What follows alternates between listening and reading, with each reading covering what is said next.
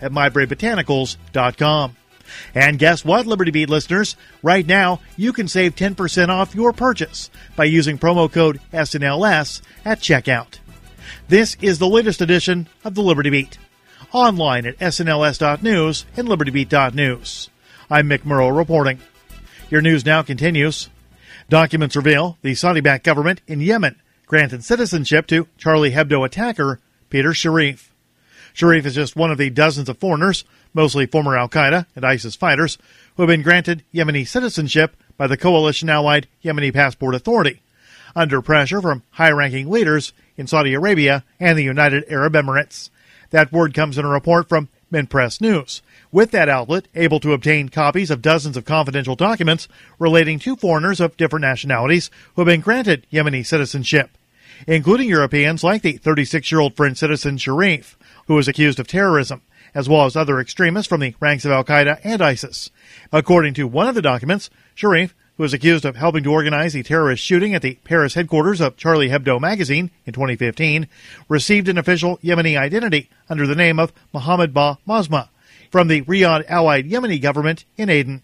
The process was facilitated by coalition security authorities.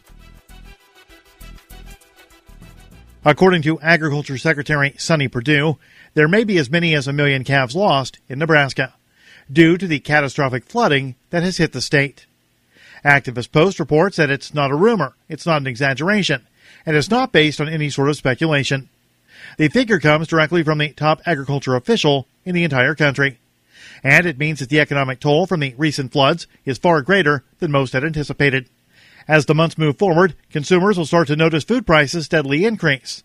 Millions of bushels of wheat, corn, and soybeans have been destroyed by the flooding so far, and thousands of farmers will not be able to plant crops at all this year. And the livestock losses that we have already experienced will be felt for many years to come.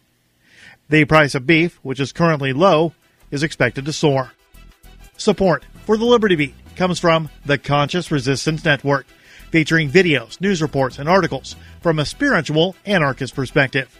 Experience the Conscious Resistance at theconsciousresistance.com. How would you like to have your business featured on the Liberty Beat? You can. It's simple. Just send an email to libertybeat@snls.news for details. This is the Liberty Beat, produced in partnership with SNLS News and listeners like you. The Liberty Beat is online at libertybeat.news and snls.news. I'm Mick Murrow, reporting with the latest edition of the Liberty Beat, reminding you, spread liberty with a smile.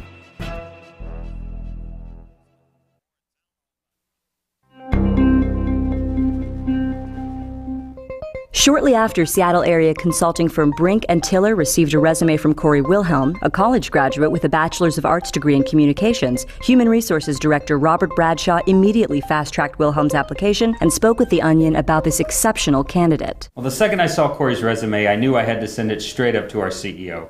I mean, we're talking about an applicant who not only got into the University of Washington School of Communication, but also managed to graduate in 4 years with a Bachelor of Arts. This kid's only 22, but according to his resume, he already has experience in Word, Excel, and PowerPoint. We're really going to have to move fast to get this guy. Bradshaw went on to say that company heads could barely believe the candidate had 2 years of experience working at his college newspaper and had even taken a full 4 years of high school Spanish. Since receiving the application, Bradshaw claims the company has made numerous attempts to reach Wilhelm. This is the Onion News Network.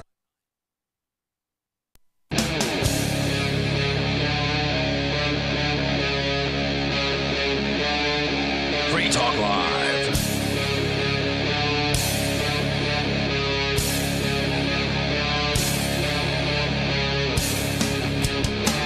It is Free Talk Live, and you can dial in to join us here on the radio. Our toll-free number is 855-450-FREE, like freedom. That's 855-450-3733. You know, was so busy dealing with things here in the studio, we didn't really even get a chance to compare notes. Normally, we compare notes on what it is that we want to talk about here tonight. With you in the studio, it's Ian. It's Vincent. Hey, Chris. Well, I actually had a story that I started last night on Free Talk Live, and it's not really a story. It's an opinion piece titled, "So You're Thinking About Investing in Bitcoin? Don't." And I just thought it's by someone calling themselves. Apparently, this guy is, has a career under this name. Mr. Money Mustache is his name. He claims he retired at 30 by living frugally and consistently investing his paycheck. And he is saying you should not buy Bitcoin. And we just kind of barely got this started last night, and I thought, he gets into some detail as to why he doesn't think people should buy Bitcoin, and I wanted to give him the chance to have his article be heard, and at least as close to in full as we can, because I suspect we'll all have opinions about it. So that's on the way, and your calls and thoughts are certainly welcome about whatever is on your mind. Our toll-free number is 855-450-FREE. That's 855-450-3733. So just to bring our radio listeners up to speed on something, we do this show from the studio called the LRN.FM studios. We don't talk a lot about what LRN.FM is on Free Talk Live, but we do mention it occasionally, like when we promote our Discord server. LRN.FM stands for the Liberty Radio Network. And that is where people online can go to not just listen to Free Talk Live, because we're on it, but also, Vincent, your show, Questioning Authority, is there live on now Thursday and Saturday nights. So Vincent's expanding out. 2 nights a week. Wow. That's right. Yeah. I haven't actually made the change to the schedule yet, but that's going to happen within the next week. And so other shows like Call to Freedom, which is an afternoon drive show that happens from this studio. So most of our radio listeners don't know this, right? Because, well, they're listening on their local radio station, and they don't know, whatever comes before us is probably like Sean Hannity or, one of these conservative guys, or Howie maybe Carr. On the progressive stations that we're on, perhaps Tom Hartman is before Free Talk Live. So, you never know who, when you're on the radio, who starts, who's your lead in and who it is that's coming out, because we've got, 190 radio stations. But anyway, I bring all this up because earlier today, or this afternoon, on LRN.FM during Call to Freedom, they were basically wall to wall with some internet trolls that were calling their show. And, of course, we have technology here called the dump button. I would just like to introduce all of our Twitch viewers who seem to be where the troll calls tend to be sourced from. I don't want to say that I know for sure, because I think, Vincent, you asked the question, do we know from which group yes. The trolls are? Because this is what happens, basically, is there are groups of bored teenagers on the internet, and mostly males, because almost never do we hear a female troll call. When we do, and it has happened in the past, like a decade ago, they're usually pretty decent. The male trolls, they range from god-awful to somewhat thought-provoking with their original question before they try to get the N-word or the F-word out over the air. So I'm just kind of setting the stage for those of you in radio land for what you may hear tonight during Free Talk Live. Yes, we have intelligent show prep that we've all brought in that we want to talk about, and it is an open phone show, and that's kind of what we do here. So we're going to go to your phone calls here to start things out, but just reminding our Twitch viewers, we have a technology called a dump machine. So if you try saying things that you're not supposed to say on broadcast on this show, it's not going to make it to the broadcast. It will be heard on Twitch. So the probably less than 24 people who are watching us on Twitch, they'll hear what you had to say. And of course, some of those are your friends anyway, right? Because there's likely a group of them that are doing this. And I do want to also add that Free Talk Live's experience with this kind of group targeting, trolling, calling Free Talk Live goes back for probably longer than many of these callers have been alive. Like, this literally happened for the first time in like 2005. So, I mean, we were a new syndicated show, and we were targeted by a group called Vestibule, which is a chat room or a chat forum on the IGN forums. IGN is I think it stands for Internet Gaming Network or Internet Gaming News or something like that. So, like, yeah, we've been doing this a long time where we know what it's like to handle these folks on an open phone show. So let's talk to Leo to start things out here. Leo calling allegedly from Norway. Now, Leo, you may not, the rules may be different there in Norway with what you can say on the radio. So just, if you're in doubt about something you can't say here, just go ahead and leave it out. Otherwise, we'll have to use the dump box on you. And I really don't want to do that. So go ahead. Hello. Hi, Leo. You're on the air. Please go. What were you calling about tonight? I'm calling because I see so many Americans go like fast food eating every day. Like they eat fast food every day, man. Do they not eat fast food every day in Norway? No, what the fuck? Oh, you can't say the F word on the radio. I thought I made that pretty clear, so bye-bye. Toll-free number here is 855-450-FREE. That's 855-450-3733. But whenever the trolls call in, we always try to do our best to address whatever issue it is that they have brought up. So fast food, overeating, United States, it definitely is a problem here. I'd say, like you asked about Europe, and I haven't lived there, but I have many relatives and friends from Europe, and it's not as big of a tradition in the States. Like people in Europe, especially around the Mediterranean region, are incredibly healthy, right? Because really? In France, yeah, because they eat local, they eat local things, whole things like bread, olive oils, and stuff. They don't get a lot of processed foods, and like I don't know as much about Norway, but I've had relatives from Norway visit, and they were some of the like most well sculpted, beautiful human, like physically beautiful human beings I've ever seen. Now, you were just in Europe recently, right? Yeah. What was your experience with?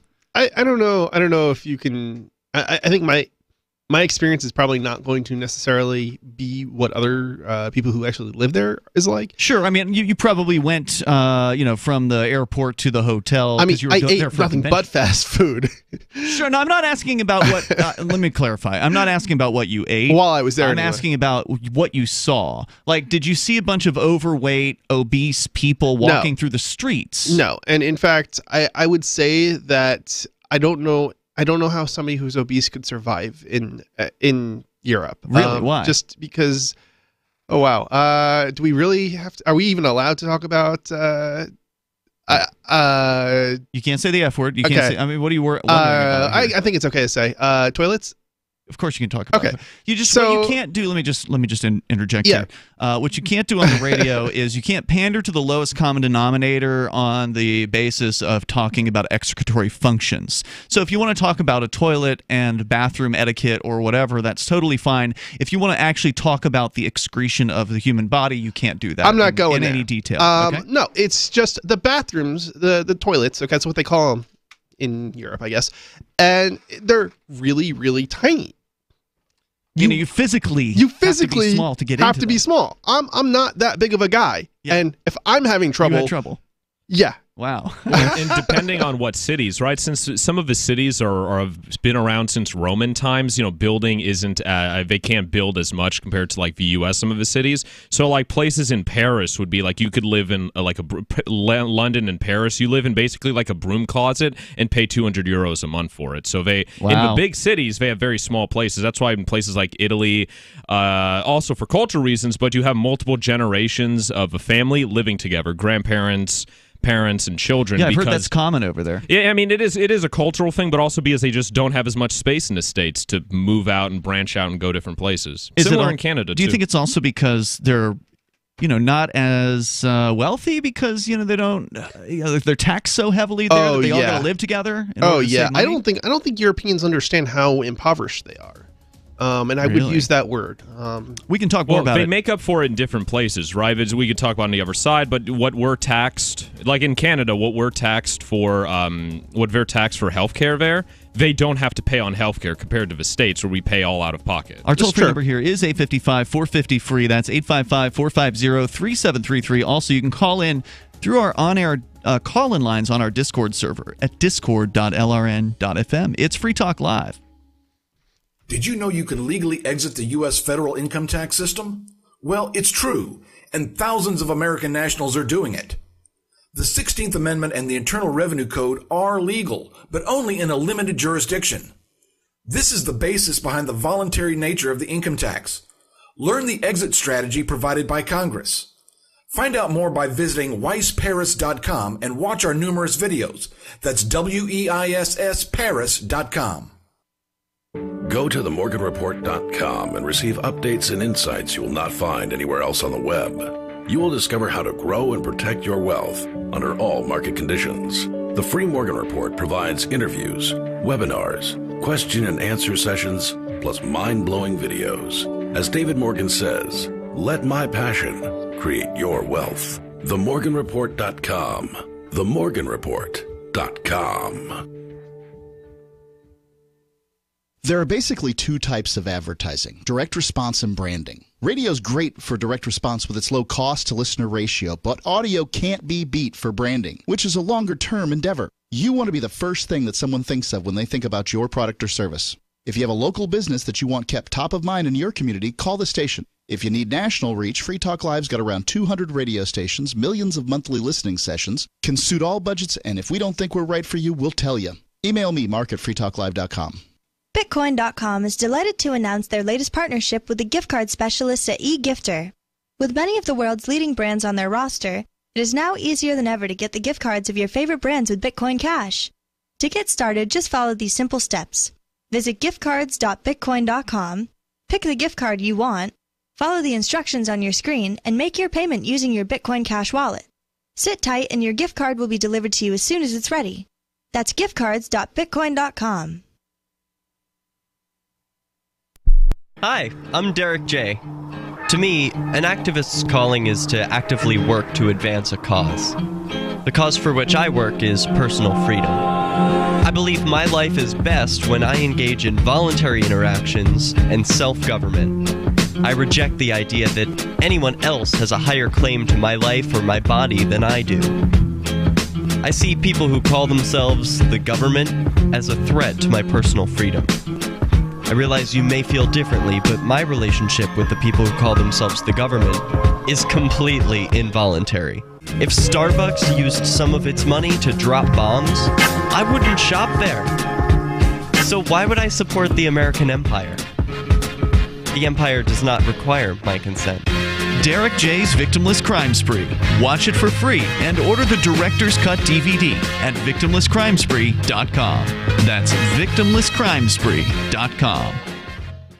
The LRN.FM's social media channels have been revamped. We've eliminated Facebook and focused on other platforms like Twitter and Mastodon, the decentralized alternative to Twitter. On our accounts, you'll find posts from multiple LRN.FM show hosts together in one place. Follow us on Twitter at twitter.lrn.fm, or better yet, move to the decentralized Mastodon social media platform at toot.lrn.fm, toot.lrn.fm.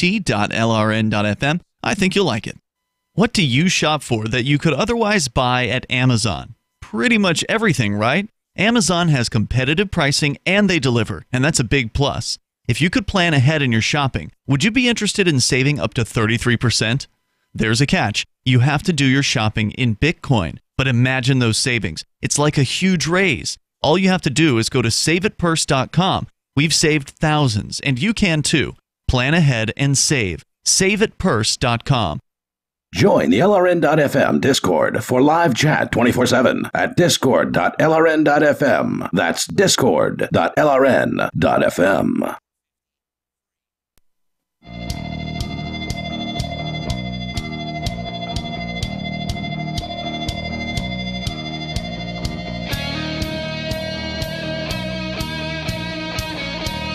It's Free Talk Live, open phones for you to take control of the airwaves. Coming up, the hit piece against Bitcoin that I started last night, but we didn't get too deep into it. I wanted to get into really the big claims here as to why this person on The Guardian says that you shouldn't invest in Bitcoin. In fact, he even claims it's not an investment at all.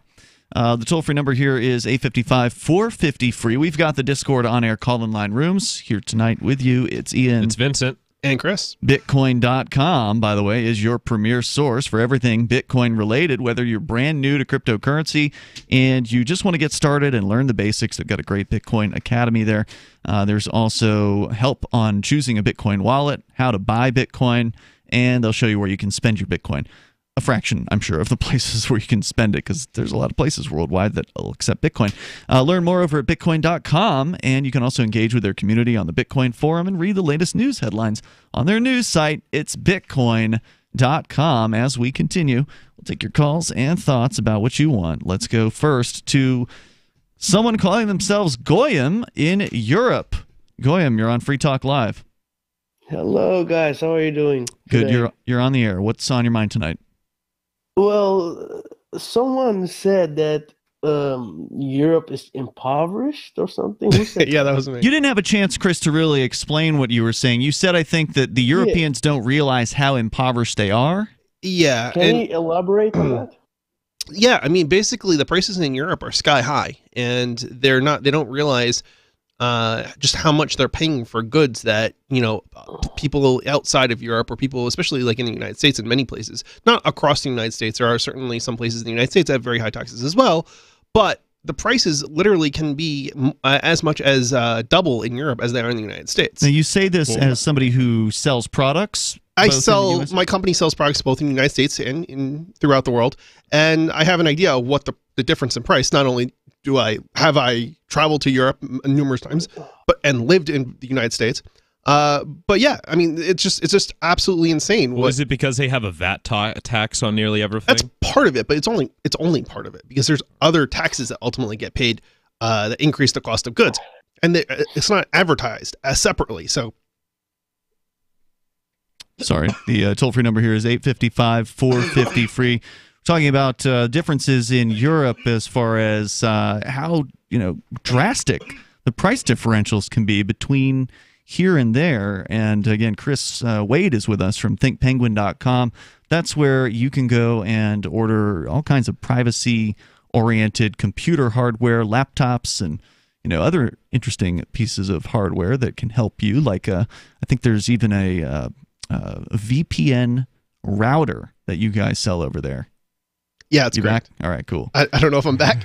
Well, if we need to go to another call or something like that, we can do that. Sorry, for some reason my throat's being let's let Goyam respond here. Go ahead, Goyam. Yeah, well, I mean, you can talk about stuff being expensive, but that's the earnings are also different here. And what I've experienced from living in Europe is basically like being hungry in Western Europe is impossible for me. It's like, I mean, everyone got housing, basically, even the homeless. Like, if you want to talk about how impoverished we are, we should look at the United States, where 50 million people live under the poverty line and 5 to 6 million people live in third world conditions. 50 million in the United States? I mean, look, if that's 40 million under the poverty line, and 5 or 6. It doesn't mean somebody's starving anyway. Well, no. But it doesn't mean that they're starving. It just means that whatever arbitrary line that they decided to label the poverty line, people are living underneath. That's as if we don't have shelters here. We don't have soup kitchens. We don't have other means of providing for people who are not doing well. Goyam, thank you for the call tonight, and thanks for not using any words we had to dump you. So we didn't have to dump that one. Thank you. Yeah, that was good. I appreciate it. The toll-free number here is 855-450-FREE, like freedom. Let's address that poverty thing, because you touched on it, Vincent.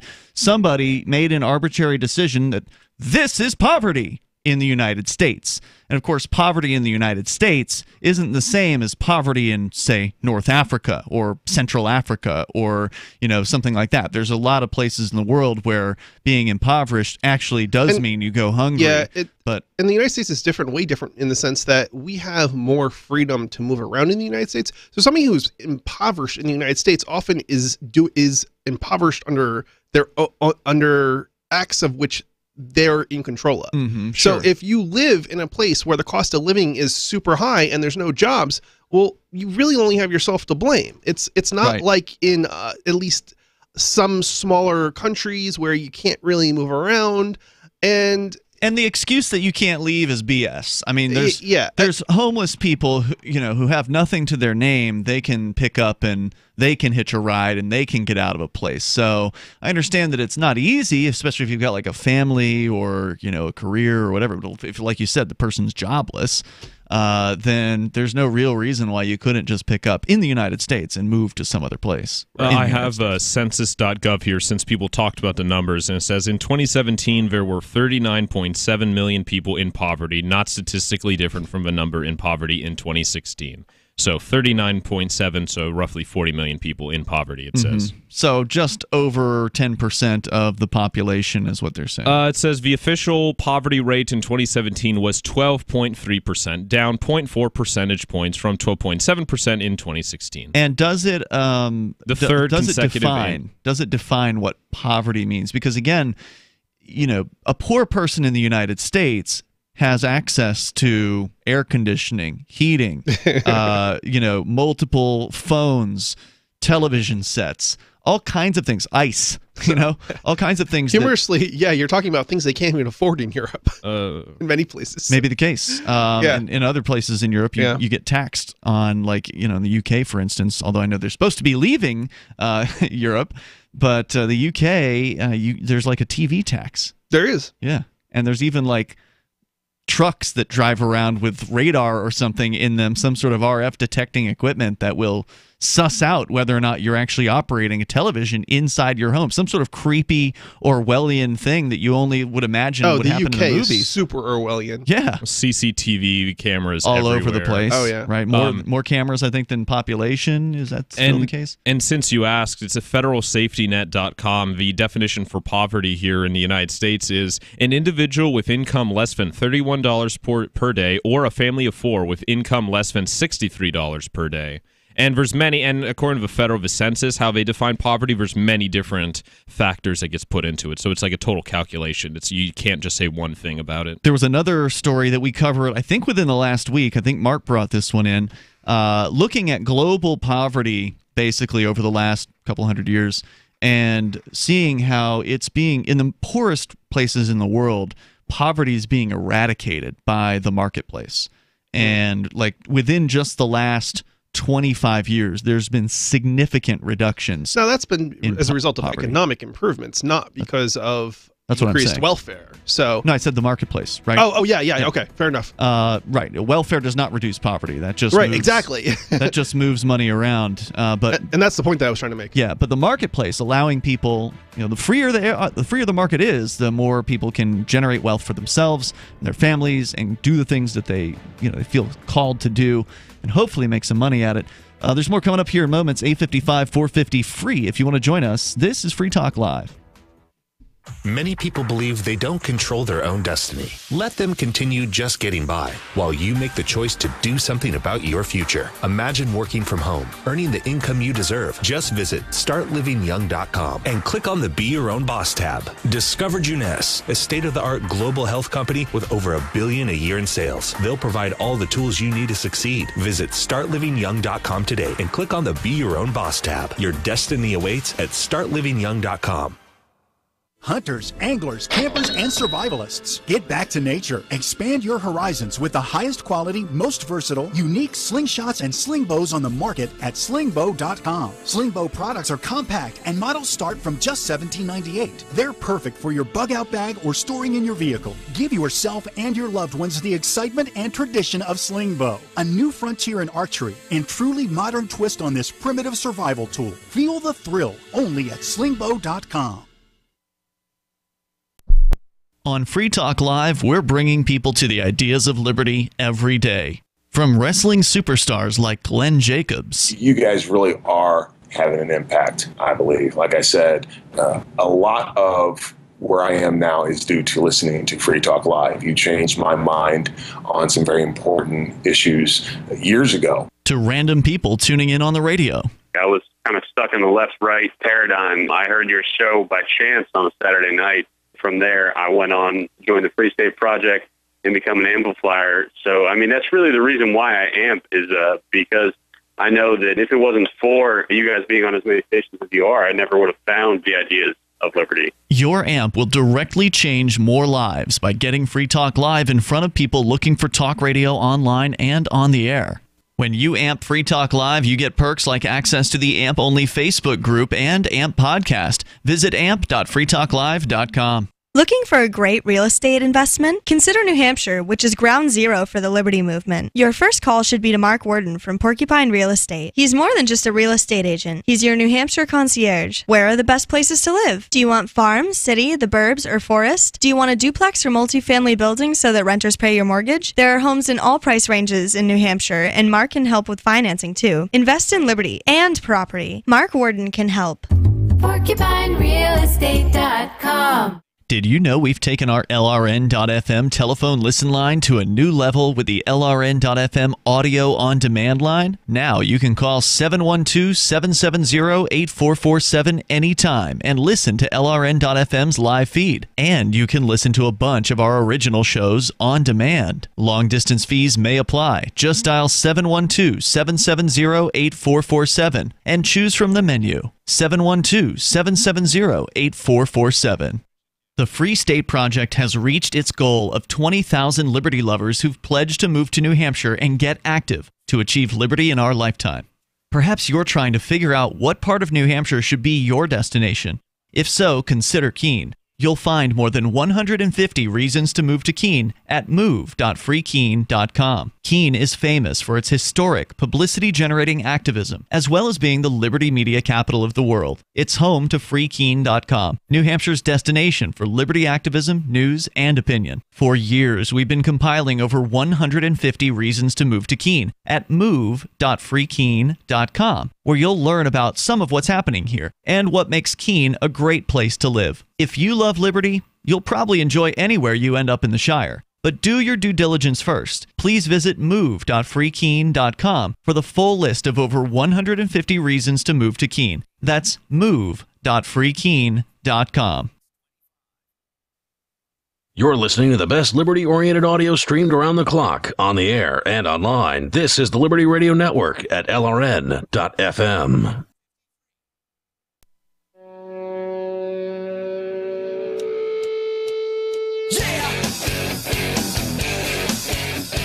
It's Free Talk Live. You dial toll-free to join us right here. The number's 855-450-FREE. Coming up, should you not invest in Bitcoin? One guy on the internet who apparently has himself a career as like a financial advisor, Mr. Money Mustache, says you shouldn't. We will talk about what his reasons are for that coming up here in a few moments. Your calls and thoughts also welcome at 855-450-FREE or on our Discord call-in lines on our Discord server at discord.lrn.fm. Discord is your way to connect with other Free Talk Live listeners as well as some of the hosts of the show. And you can do that for free through discord.lrn.fm. With you in the studio tonight, you do have Ian, Vincent, and Chris. So let me bring you guys up to speed since you weren't here last night, nor was some of our listening audience, with what this guy, Mr. Money Mustache, writing over at The Guardian, which is a big publication, has to say in his article. So you're thinking about investing in Bitcoin? Don't. He basically likens Bitcoin to other things that he claims are not investments. Gold, tulip bulbs, beanie babies, rare baseball cards. Then he gets into his definition. Yeah, interesting. His definition of investing, which he claims is buying an asset that actually creates products, services, or cash flow, such as a profitable business or a rentable piece of real estate for an extended period of time. An investment, he says, is something that has intrinsic value. That is, it would be worth owning from a financial perspective, even if you could never sell it. So I don't know if I necessarily agree with his opinion about what investment means, and I don't think the dictionary agrees with him either. Well, it sounds like what he's talking about, but without him making money, without having to sell it. It's like, I think the term is passive income, right? Something like a stock that pays dividends, or something that you rent out.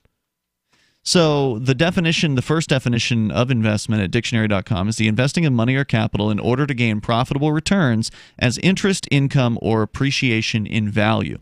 Which is why I said last night, if you're investing in baseball cards or beanie babies, it's probably a pretty poor investment, but it might work out in the short term. And how short term, I don't know, or in the long term, it's hard to say, but something like that, which is easy to flood a marketplace with those things. There's probably, we need a distinction between a good investment and a bad investment. Sure. And also risk, because I think what it comes down to is there has to be risk for cryptocurrencies and Bitcoin to increase at a pace of an adoption pace that is greater than the demand, which would cause the price to go up and you to make money. But at the same time, the question is the market doing that? And the market may not be doing that. If the market's not doing them, then it's not a very good investment. If the market is doing it, then it may be a good investment. And then also the risk factor. I think cryptocurrencies and Bitcoin are a risky investment. Sure. It's not something I would do if I was heading towards retirement. Certainly, at least not in any kind of amounts that I would consider, or I was not comfortable in losing. Mm-hmm. That's true of any investment, right? Like you shouldn't invest, whether it's in a company, stocks, crypto, gold, whatever. You shouldn't put something into, if you're going to take a risk, which is what investing is all about, you shouldn't risk something you can't afford to lose. That's just the basics. So, I mean, as much as we like cryptocurrencies here on Free Talk Live, we like gold and silver. I mean, I don't want to speak for you guys, but I presume you do. These are all cool things to have, but I would never say pour all your life savings into any one or more than one of these things. Right. You want to diversify your investments if possible, and you want to have your less risky investments and your more risky investments. And your more risky investments should make you more money. If they're not, if they don't have the potential to make you more money, they're not good investments. Right. So let's get into more of why he says Bitcoin shouldn't be part of your various different investments. He says, to answer why Bitcoin has become so big, we need to separate the usefulness of the underlying technology called blockchain from the mania of people turning Bitcoin into a big dumb lottery. Blockchain is simply a nifty software invention which is open source and free for anyone to use, whereas Bitcoin is just one well-known way to use it. He says blockchain is a computer protocol that allows two people or machines to do transactions, sometimes anonymously, even if they don't trust each other or the network between them. It can have monetary applications or in sharing files, but it's not some instant trillionaire magic. And let's talk about what this means and what blockchain actually is, because that's, his way of describing it. But I imagine we would all describe it in a different way. Do you want to take a crack, Chris? I actually didn't think it was that bad, his description. I mean, maybe I need a second reading of it, but he said it's a computer protocol that allows two people to do transactions, sometimes anonymously. Not true with Bitcoin.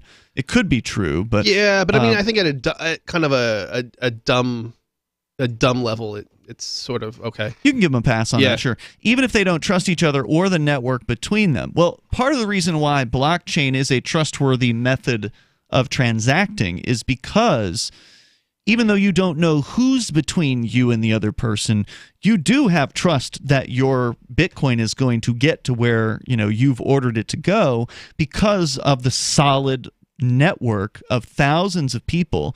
Right now, I think there's around 10,000 what they call full nodes. These are people who are operating Bitcoin software that has a copy of the entire blockchain on it. There's only 10,000? About, last I looked. Really? You can check the current numbers. Maybe it's up to 11,000. I believe you. It just seems like a fairly low number. It seems lower than what you'd expect. Yeah, lower than I might expect.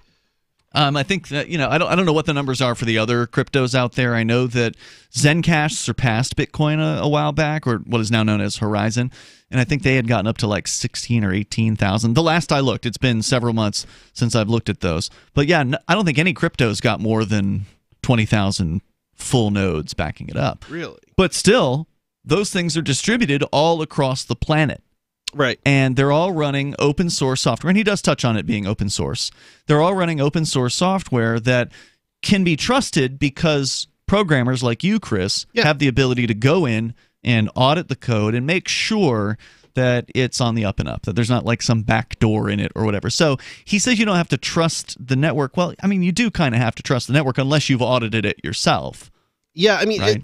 I think what gives us that trust essentially is the fact that we have that capability, and we have people in the community. We have a lot of people out there with eyes on the code. Right? With eyes on the code, right? It's probably one of these programs that there are actually people looking to exploit it because of the potential benefit to themselves if they are able to exploit it. And it's kind of it's not to say that there couldn't be any exploits in it. But the problem is it doesn't appear that there really are anything of significance. We're 10 years in on Bitcoin. And that it's unlikely if it was really that badly written. If there was an exploit and someone discovered it, the price would plummet because people would start selling like crazy. It's not that you can't exploit people. Sure. You can. Yeah, but it's absolutely. not the code that's being exploited in that case. It Right. might be the application that they're using. Or if somebody tricks you to give, if the somebody user. calls you up and says they're from Apple and they need you to give them your password to your Bitcoin wallet so they can help you, you know, whatever. And that's what we call social engineering. That's social engineering, right? Exactly. If you have a phone with a Bitcoin wallet on it and you don't have a passcode on your phone and you leave it on the back of the toilet in the airport, and somebody else comes up who is not a nice person who gets your phone and then gets in and then they take your Bitcoin from you because you didn't have any, password. Now, most Bitcoin wallets have their own password on it. Yeah, and it's kind of, if you have some decent basic hygiene when it comes to, your computers and your phones and things like that, it's not something to be too worried about. Plus, most people are not going to have more than a couple $100 on their phone. I hope not, yeah. Basic spending money like you would maybe cash.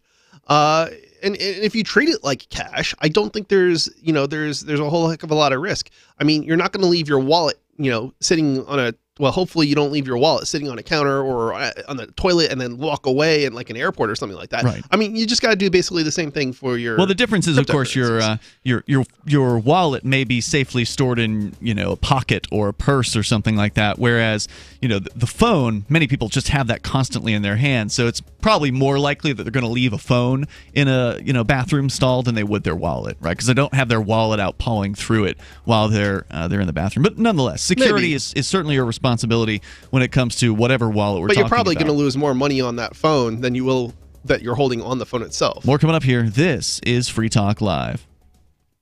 Bitcoin.com is delighted to announce their latest partnership with the gift card specialists at eGifter. With many of the world's leading brands on their roster, it is now easier than ever to get the gift cards of your favorite brands with Bitcoin Cash. To get started, just follow these simple steps. Visit giftcards.bitcoin.com, pick the gift card you want, follow the instructions on your screen, and make your payment using your Bitcoin Cash wallet. Sit tight and your gift card will be delivered to you as soon as it's ready. That's giftcards.bitcoin.com. There are basically two types of advertising, direct response and branding. Radio's great for direct response with its low cost to listener ratio, but audio can't be beat for branding, which is a longer-term endeavor. You want to be the first thing that someone thinks of when they think about your product or service. If you have a local business that you want kept top of mind in your community, call the station. If you need national reach, Free Talk Live's got around 200 radio stations, millions of monthly listening sessions, can suit all budgets, and if we don't think we're right for you, we'll tell you. Email me, mark@freetalklive.com. #1 international best-selling author Matthew David Hurtado's pain was simple. Lyme disease bankrupted him in 2009, watching bankers take everything from his family after building a 7-figure business from his couch. God called him to ministry to teach prosperity based on pain he could not tolerate in others' lives. IRS, creditors, car loans, debt. It's the Babylonian system, and you have to escape it before it's too late. Haven't you ever wanted to wake up from this nightmare? Matthew David's free quick study guide shows you what to do today to build lasting wealth in any economy. His discovery he made? It's all consciousness. Get Matthew's 7-figure quick study guide for clarity, certainty, and a proven strategy to build wealth once and for all. Visit escaperightnow.com. Do it now. It's free. escaperightnow.com for a prosperous future ahead with peace of mind. escaperightnow.com. This is Michael Dean from the Freedom Fiends. I've run websites since 1996 and have used over a dozen web hosts in that time. AgristHosting.com is the only one that hasn't broken my heart. Agrist Hosting's uptime and service is stellar, and their DDoS mitigation is the best I've seen. That's important because if you tell the truth in this world, you'll ruffle feathers. And some people will try dirty tricks to silence your voice. No matter what the haters hit us with, Agrist Hosting keeps our websites online. If you have a mission-critical commercial presence or a world-changing activism site, you cannot tolerate any skullduggery. So go with agristhosting.com. Have a WordPress or blog site, but you're not satisfied with performance or uptime? Or just want raw hosting? Want to pay with Bitcoin? Agrist Hosting specializes in high-performance hosting with personalized service. Go to agristhosting.com and click on the button that says Get Hosted. That's agristhosting.com. If you want to know the latest about Free Talk Live before we go on the air, all you need to decide is how you want it delivered. It's your choice. Visit news.freetalklive.com. You can get emailed announcements and participate in contests via our email updates list. Plus, we have a Twitter account that you can follow and a Facebook page where you can become a fan. So visit news.freetalklive.com to get news about Free Talk Live as soon as it's announced and the way you want it delivered at news.freetalklive.com. That's news.freetalklive.com. Are you tired of governments murdering people around the world? Stop using their money. There is an alternative. Bitcoin is a stateless free market non-political currency. Bitcoin cannot be inflated or controlled by any government. By using their money, you are helping the state. Stop doing it. You have an incredible alternative available now. Learn it, use it, spread it. Get started with Bitcoin at bitcoin.com. That's bitcoin.com. Do you love Twitter? Make sure you favorite the LRN.FM Twitter account so you can receive our tweets at twitter.lrn.fm. That's twitter.lrn.fm.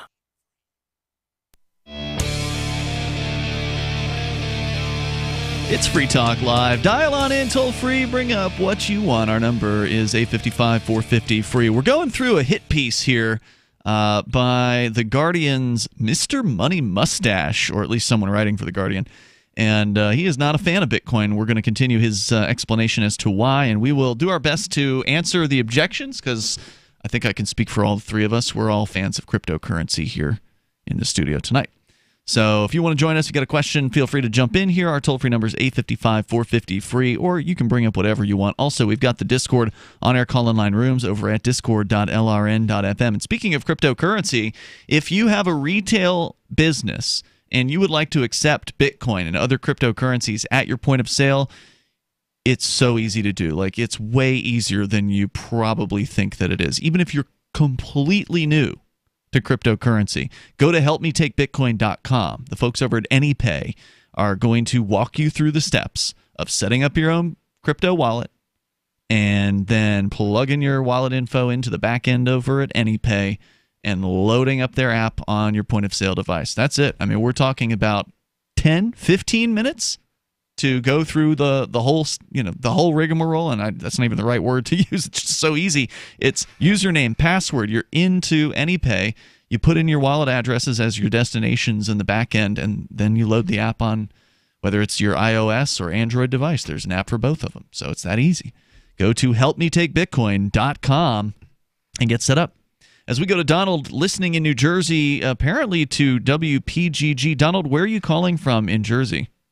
Hey, Roselle, New Jersey. I was listening to your topic. There's a way to protect your system.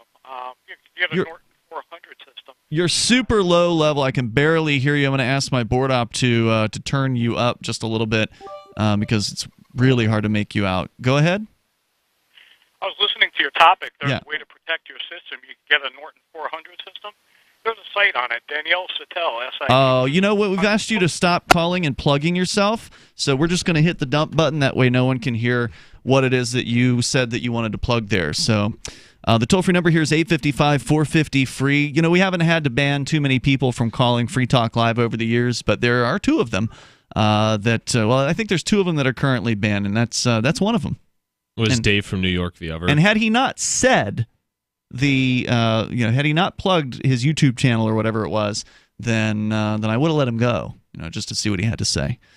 So anyway, toll-free number here is 855-450-FREE. So we've been talking about this story, this hit piece over here at The Guardian about Bitcoin. And so he's trying to explain what blockchain is. I like the explanation, Chris, of blockchain being a public ledger. Now, not all of them are public. We know that it's not necessarily the case with the shielded transactions on, say, Zcash or Zen or Horizon, for instance. But generally, most cryptos, the Bitcoin, the original, is a public ledger. Yeah, I think that's a fair statement. Right, meaning that anybody who wants to can go in. If they've got your address, they can go in and look and see what the balance is. Now, there are some things that have been done to sort of make that public ledger pseudonymous to where you may not necessarily know which wallets are whose wallets, but all the information is there for somebody to analyze and to look at. And not only is it a public ledger, it's a decentralized distributed ledger, meaning that ledger, copies of it exist in thousands of places. 10,000, I think, is roughly 10 to 11,000 all around the globe. So therefore, there's real value there. And this guy is saying, well, it's not some instant trillionaire magic, he says about the blockchain. Well, actually, in my opinion, blockchain is a $1 trillion idea. I think he's kind of right. It's not, because what he's really saying, I think, is that it's not going to make you necessarily a trillionaire instantly. No, you don't become a trillionaire by buying $10 in Bitcoin overnight. That's not going to happen. And I think I could understand a certain sentiment from the many of the amateurs and just general idiots in the crypto trading market, right? Like any market that gets a bunch of new people at once, there's going to be people who don't know what they're talking about, especially like with Ripple, right? And if you just go onto like r/cryptocurrency, back when we had a bull market and people were making a lot of money, right? Up to 20,000 up to for 20,000 Bitcoin. There's all these Lambo and moon memes. Right? They'll come going back. To the moon. And so I think that's the people. Or that's the people he's sort of like talking about, because there'd be people who would like Ripple. I don't know how many cents Ripple is, but I've heard be actual legitimate discussions of people saying that Ripple could become $1,000 a coin. So we're like, oh, just invest a few pennies today, and within 10 years, like Bitcoin, it'll go up. When obviously that's not true because of the circulating supply of Ripple. If it ever did become it'd be like the Green New Deal. There's not enough money in the world to support $1,000 a coin for Ripple. So you'd have just, where did it peak? Ripple peaked at $3.65, apparently. So I think that's who he's addressing, just the overeager moon crowd, the fair weather crypto investors, in my opinion, because they're all gone, dead, or killed themselves or crying because they lost all their money by now. Okay, but it's one thing to say that he's addressing those people, but it's another thing to point out here that what he's doing is he's trying to down the technology of blockchain. He's just like, oh, yeah, it's a protocol. It can have monetary applications, but it's not some instant trillionaire magic. Okay, true. Well, that's called a straw man. He's strawmanning blockchain, right? Because no one who's ever actually educated in anything at all, let alone blockchain, would think that this technology is going to make him become a trillionaire. But what I wanted to say about it is a $1 trillion idea. It's underhyped, I think, as for what it's been created. I think it's underhyped, but I think it's overhyped as far as what it's going to make you in terms of cash. If you invest in it. I put investing in quotes. Look, if you had bought Bitcoin in 2009 or 2010 when it was below $1 a piece, in some cases below 10 cents or whatever, whenever it went, up to, I don't know when it first hit 20 cents, but if you had gotten Bitcoin at a penny a piece and you'd bought thousands of them, you wouldn't be a trillionaire, but you'd probably be getting close to, at least at the peak, you'd have been probably past $1 billion. Yeah, you'd be very wealthy. I don't think there's any question about that. Crypto. But it's just, it's one of the things. It's one of those things where it's hard to see where things are going. You can't see that. Right. Yeah, you can't. The people who were buying Bitcoin in 2009 were a bunch of, if they could even buy it, or the people who were mining Bitcoin back then were just a bunch of libertarian computer geeks. Here's this neat thing. This is technically interesting, they said, and they didn't see what was on the horizon. That's absolutely true. So the warning that, hey, look, don't think this is going to necessarily turn you into a trillionaire, I think is a fair warning to make. But what he's saying is blockchain isn't magic. It isn't instant trillionaire magic. Okay, while that's true, tell me this isn't a $1 trillion idea. And let me explain to you why I've said that about blockchain. First of all, remember when the peak happened of the global market cap? There's a handy little website called coinmarketcap.com. And there are sites like it, but it's one of the better ones. And they at the very top have some statistics. There is the market cap statistic, which right now is $143 billion. Now, this is the total market value of all of the 2,136 cryptocurrencies that this site tracks. There's more than that in the world, but this site tracks about 2,100 of them. The total value of those cryptos combined together is about $144 billion. Now, at its peak, at Bitcoin's peak back in 2017, late 2017, it looks like the market cap hit $813 billion. So I'm not even going out on a limb by saying this is a $1 trillion idea, because of the 2,136 cryptocurrencies, probably 2,130 of them are actual cryptocurrencies. And so therefore, this is a $1 trillion idea. And the reason why it's a $1 trillion idea is because the way they've set this up, the way blockchain works, of having a copy of the ledger in thousands of locations, impossible to be stopped by the governments of the world. How much is that worth? Just that one idea of having money that is outside of the reach of governments. I mean, that alone, if that's all it were, would be worth $1 trillion. Because how many people want to keep their money outside of the hands of the government? I mean, almost everybody except the most ardent of statists. Except the people who, actually love to pay taxes. Those people do exist. I'm painfully aware. Yeah. This is $1 trillion. So that alone is $1 trillion idea, being able to protect yourself from government ravages. And, of course, inflation as well, right? Because if you have your money outside of the government money and they inflate their currency, like in Venezuela, they can't hurt you.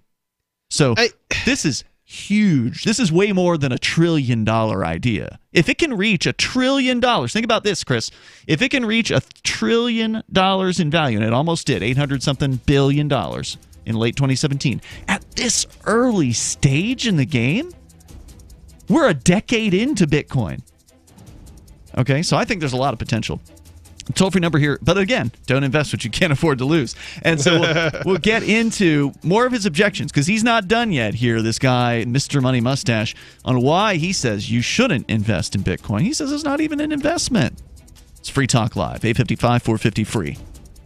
Many people believe they don't control their own destiny because they haven't chosen to take the first step towards the life they've always dreamed of. Let them continue just getting by while you make the choice to do something about your future. Imagine working from home, earning the income you deserve. Start small or dream big. Work part-time or full-time. You choose the pace. Just visit startlivingyoung.com. That's startlivingyoung.com. And click on the Be Your Own Boss tab. Discover Juness, a state-of-the-art global health products company that spent 5 years on the Inc. 5,000 fastest-growing private companies in America list. With over $1 billion a year in sales, they'll provide all the tools you need to thrive and succeed. And you'll be blown away by how little it takes to get started. Visit startlivingyoung.com today and click on the Be Your Own Boss tab at the top of the page. 2019 will be the year your new life begins. Your destiny awaits at startlivingyoung.com. So you've signed the Shire Society Declaration and are planning your move to New Hampshire to be around more liberty-oriented people. Next, sign up for the Shire Society Forum at forum.shiresociety.com. There are a bunch of people there who are already in the Shire, and they want to meet you. If you're already in the Shire physically, you should also come by the forums. Remember, not everyone uses Facebook. New people are signing up for the Shire Society Forum every month, so drop in and say hello at forum.shiresociety.com.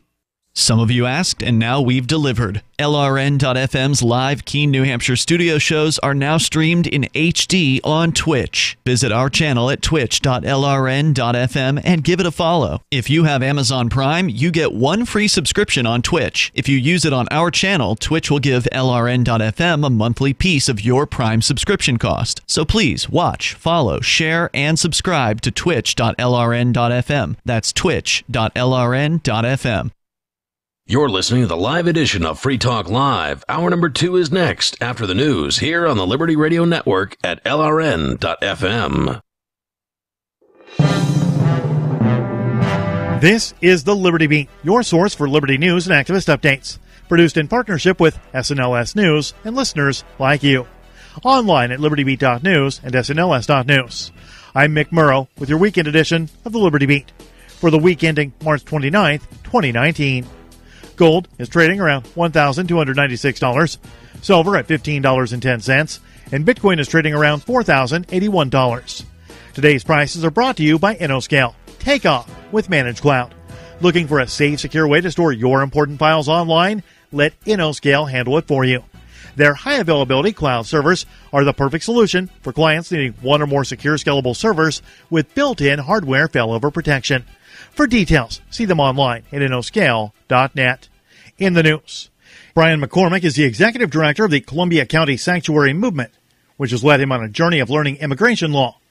The journey came to a head earlier this month when McCormick was filmed thwarting an immigration and customs enforcement officer's attempts to circumvent the Constitution and make an arrest. Yeah, warrant of arrest of alien not signed by a judge. It's not a judicial warrant. I have no obligation to oblige by that warrant. The Free Thought Project reports that on March 5th, while McCormick was helping two immigrants with their legal cases, an ICE officer approached him and tried to arrest his clients. However, the officer would quickly realize the power a citizen has when they know the law. McCormick in the video is debating the law with the ICE officer in Hudson, New York, outside of the courtroom in which McCormick had been helping the two immigrants.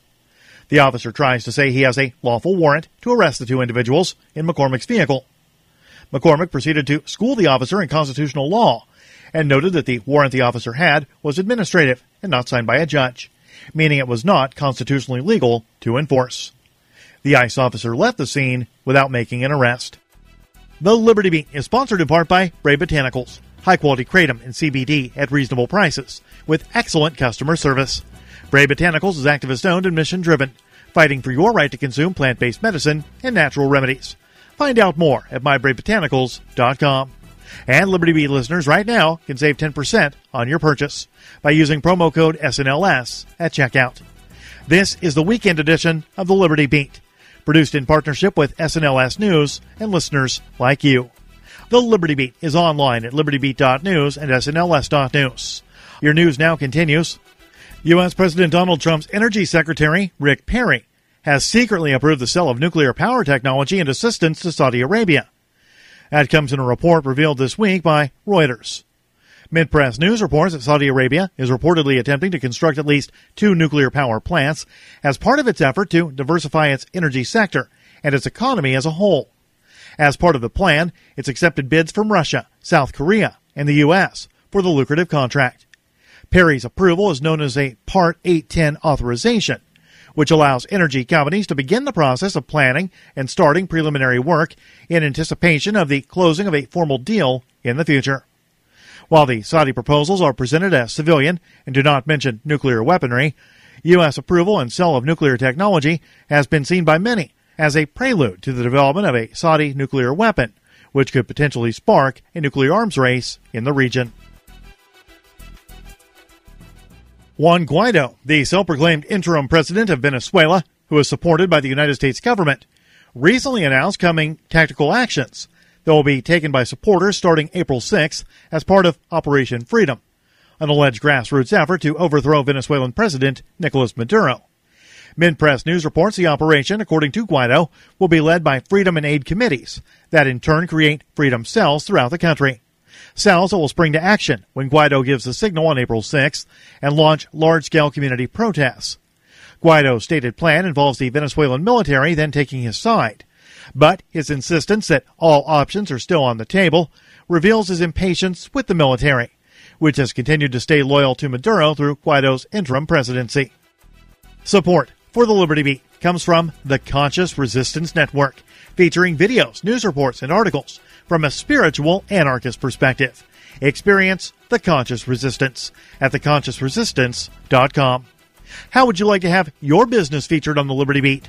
Just send an email to libertybeat@snls.news for details. This is the Liberty Beat, produced in partnership with SNLS News and listeners like you. The Liberty Beat is online at libertybeat.news and snls.news. I'm Mick Murrow reporting for the Liberty Beat, reminding you, spread liberty with a smile. Seniors thunder into a local high school parking lot like coalition forces entering Baghdad. A substitute teacher just needs to make it to her car before breaking down in tears. And a college freshman tells his roommate there's no need to hide his masturbation from him. And now a week in review that truly requires no introduction. The nation's students announced this week that they have reluctantly agreed to give the American education system yet another chance, saying they hope educators keep their promises of smaller class size, better school supplies, and intensified efforts to raise the country's international math ranking. The nation's students vowed to give the education system one more shot, despite claiming to have been burned many, many times in the past. In other news, a man overcomes alcoholism without the help of Jesus, and an outcast student and a lonely teacher have begun a somewhat endearing sexual relationship. And that was a free lesson in top-shelf journalism. For more news, videos, and reminders of your insignificance, visit theonion.com/newsbeat. This is the Onion News Network.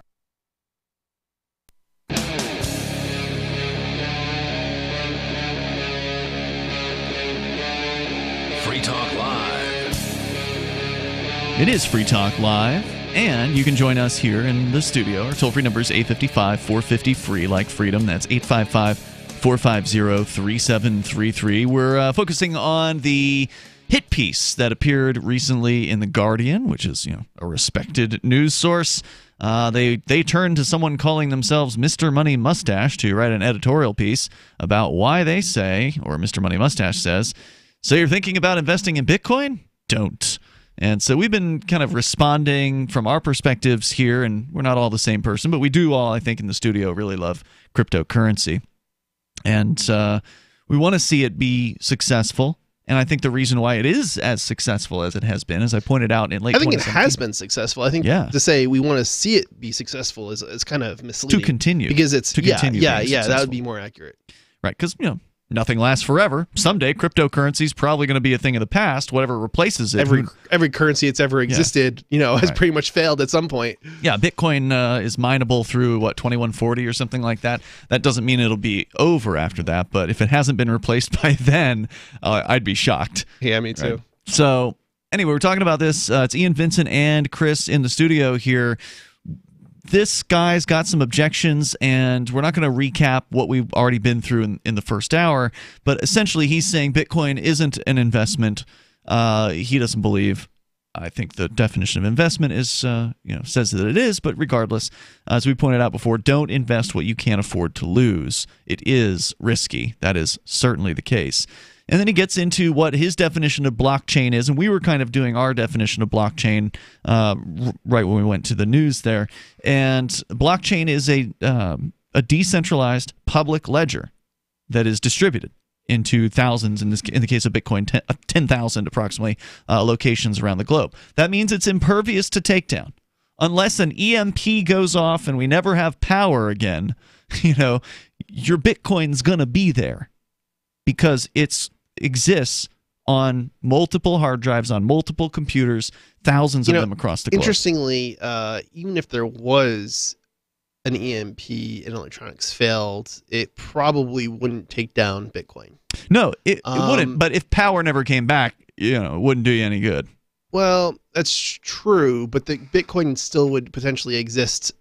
It just maybe wouldn't be spendable because you no longer have the. Well, yeah, the Bitcoin would exist because the blockchain would still be there. Right. On whatever hard it drives exists exist. all over the world. Yeah. I mean, just because a part of it, the network fails, doesn't mean cryptocurrency. No, all I'm saying is dead. If EMP happens and then you have no power, your Bitcoin is useless at that point. If power comes back and you have the ability to transact Bitcoin, it'll be right there waiting for you. Yeah, I mean, I think that's the type of situation is going to be. You're talking about years before.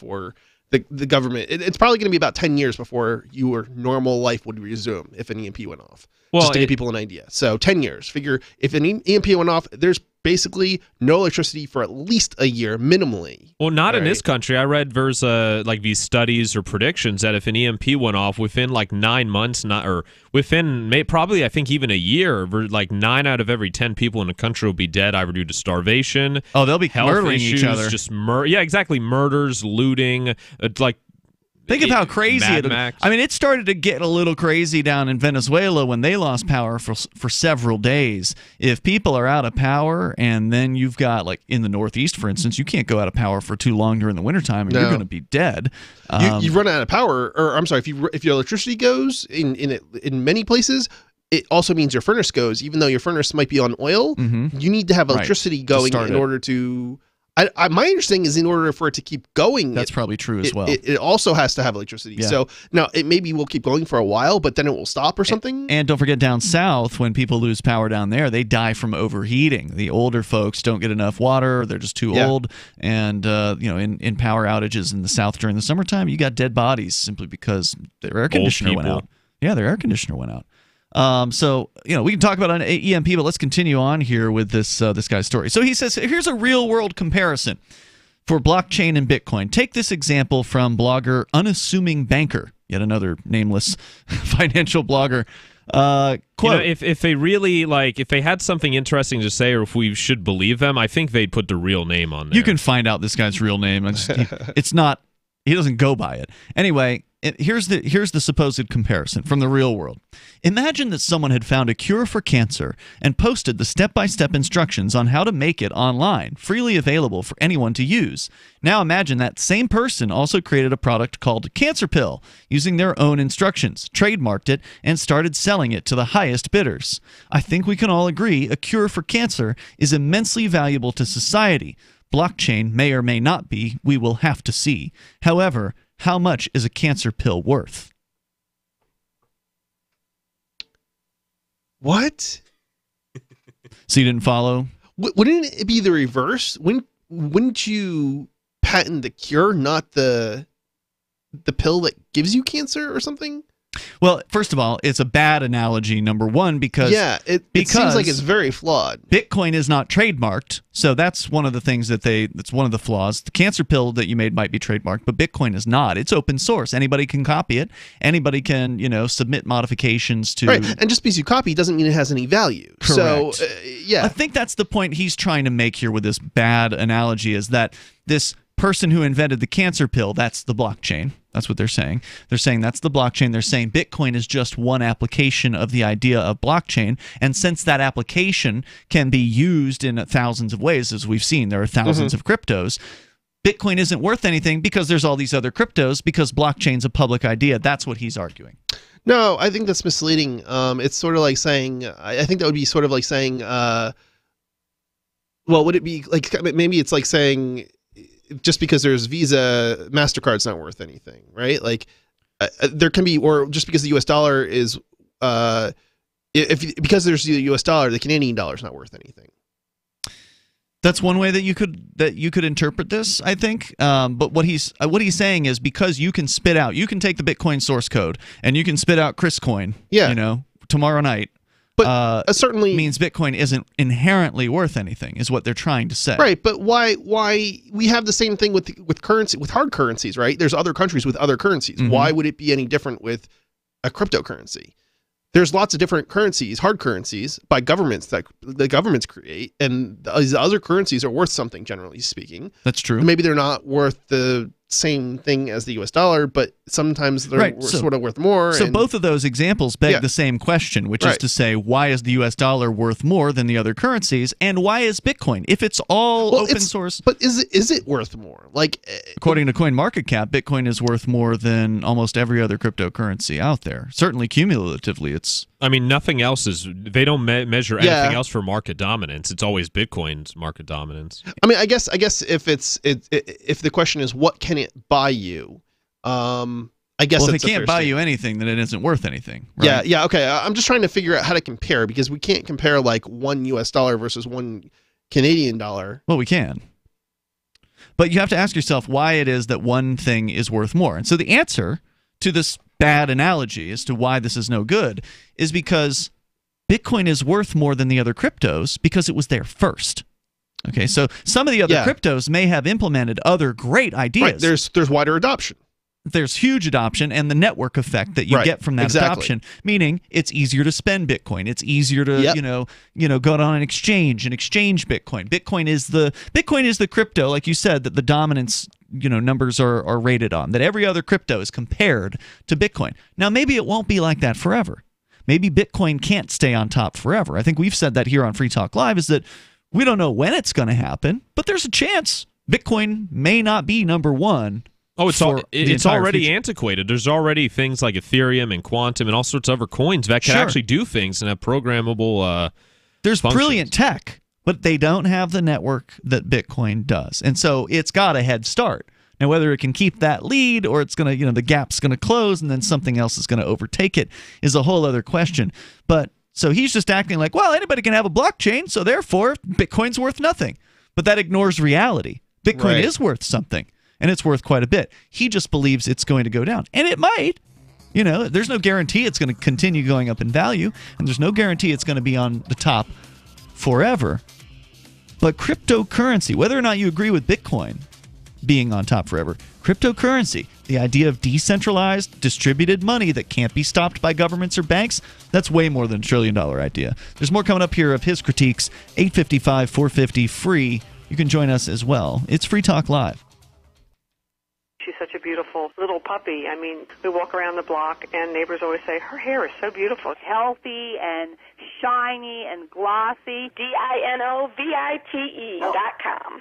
Fatty acids, omega-3s, and omega-6s are great for healthy skin and soft, shiny coats. I would really recommend people starting their puppies on Dinovite before they get into what I would call the misery index. Bad skin, bad ears, bad breath. Because if they're getting all their vitamins, micronutrients, microbials from the beginning, then you're not going to run into the problems associated with the allergies, Grass, pollen, dust, dirt, fleas, ticks, you name it, and the itching and shedding down the road. Our vitamins and enzymes replace the nutrients cooked out of most commercial dog foods. Dinovite for life. This is Ed Lukasevic And Cindy Lukasevic. inviting you and your pets to Dinovite. 859-428-1000. DINOVITE.com. Did you know you can legally exit the U.S. federal income tax system? Well, it's true, and thousands of American nationals are doing it. The 16th Amendment and the Internal Revenue Code are legal, but only in a limited jurisdiction. This is the basis behind the voluntary nature of the income tax. Learn the exit strategy provided by Congress. Find out more by visiting weissparis.com and watch our numerous videos. That's WEISSparis.com. Go to themorganreport.com and receive updates and insights you will not find anywhere else on the web. You will discover how to grow and protect your wealth under all market conditions. The Free Morgan Report provides interviews, webinars, question and answer sessions, plus mind-blowing videos. As David Morgan says, let my passion create your wealth. TheMorganReport.com. TheMorganReport.com.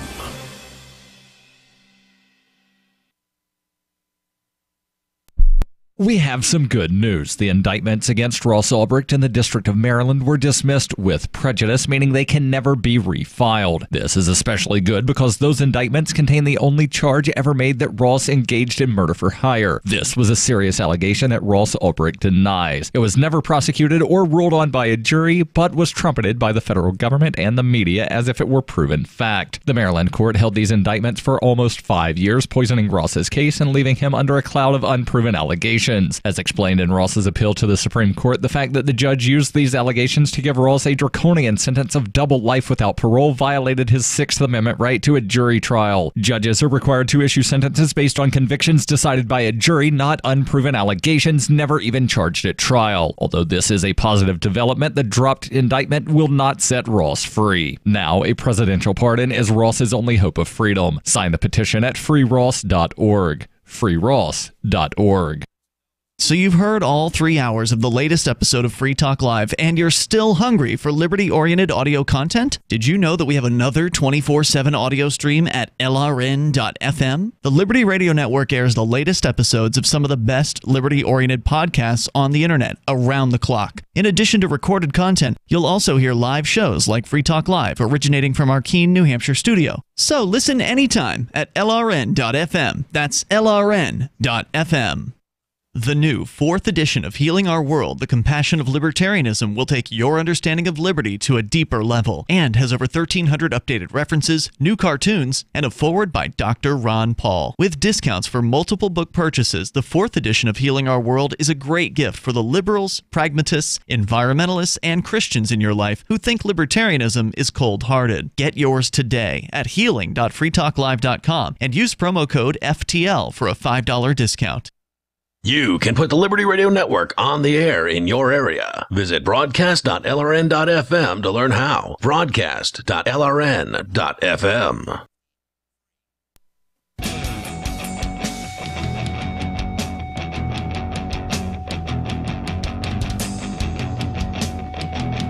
It's Free Talk Live. You can bring up anything you want here. Our toll-free number is 855-450-FREE, like freedom. That's 855-450-3733. Are you a Bitcoin skeptic? That's good. You ought to be skeptical of things that are new, of something that somebody's telling you, yeah, it's a great idea. You absolutely ought to be skeptical. So, I mean, I was in the beginning. When Gavin Andreessen came here to Keene, New Hampshire, he was the guy that Satoshi Nakamoto handed the keys of Bitcoin over to. Gavin was the sort of the second in command, if you will. Satoshi's anointed one.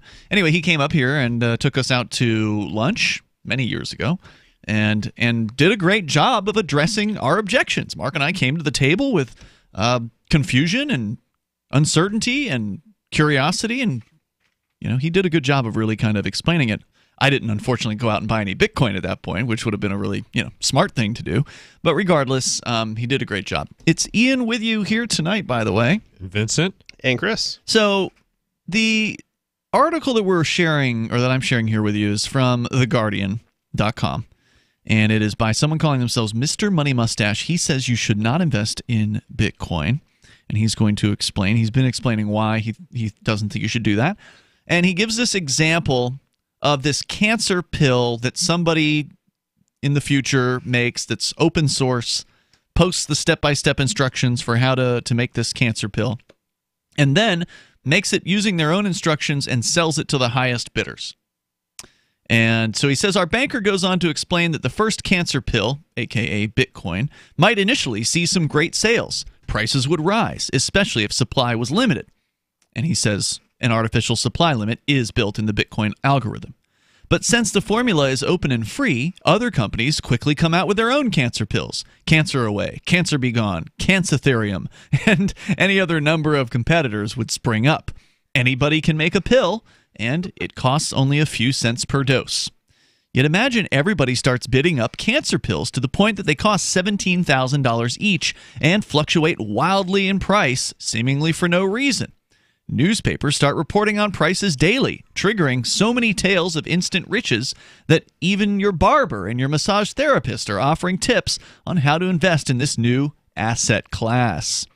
Instead of seeing how ridiculous this is, more people start bidding up every new variety of pill, aka cryptocurrency, until they are some of the most valuable things on the planet. And he puts valuable in quotes. Well, this is so ridiculous. A cancer pill you consume, crypto you don't. It just gets traded. I mean, well, he's not talking about necessarily the buyers of the pills. He's talking about the investors, the people who are investing in these companies that are making them. He's trying to draw that analogy. Yeah, okay. I think for me, so far, just fallen flat already.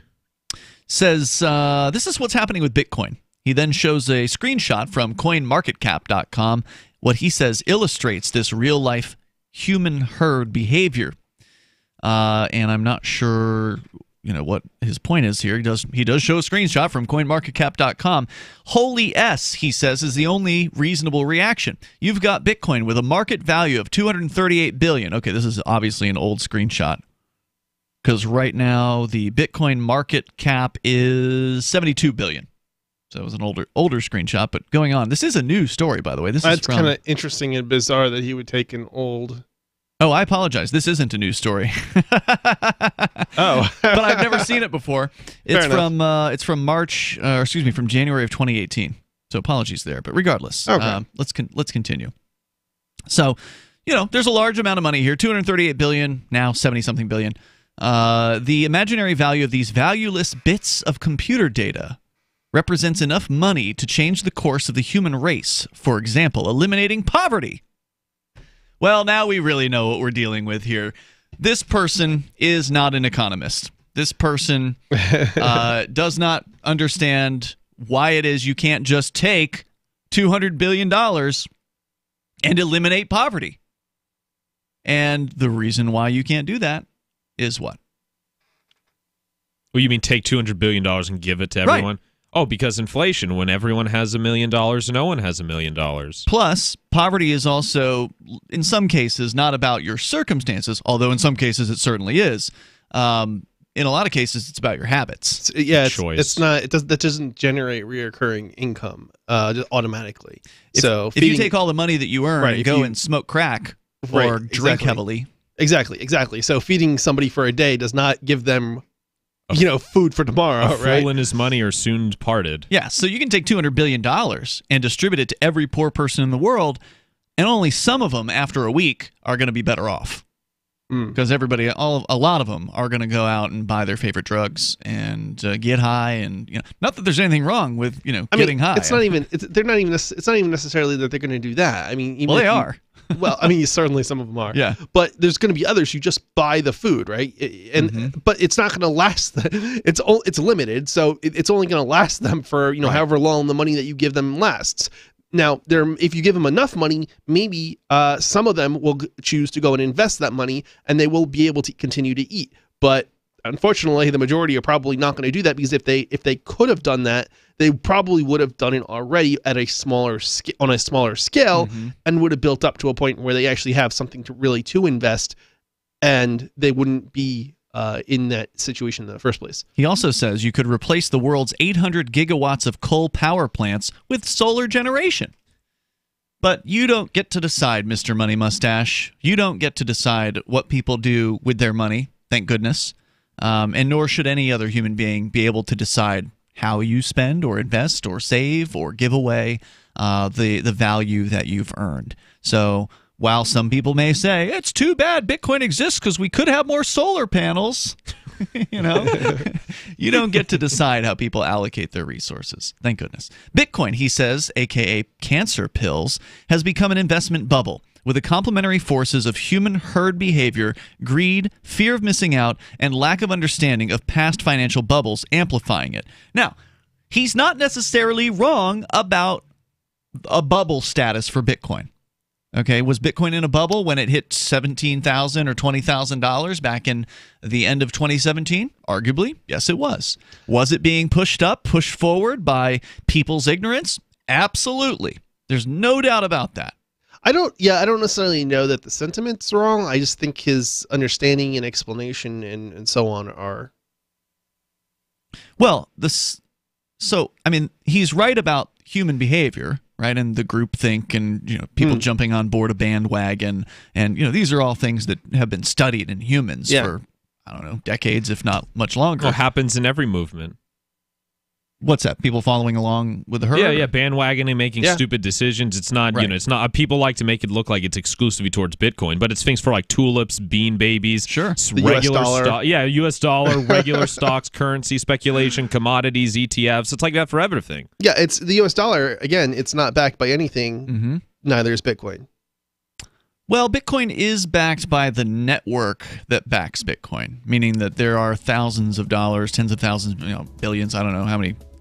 I don't know what it's worth, but all the machines in the world that are mining Bitcoin, that are transacting Bitcoin, that secure the network and make sure it's reliable, that's valuable. I think there's some value in that, but I think that's more in the payment network, not so much. That's what I mean. Not so much as in the current. Hold on, we can continue. We can continue here in moments. It's Free Talk Live.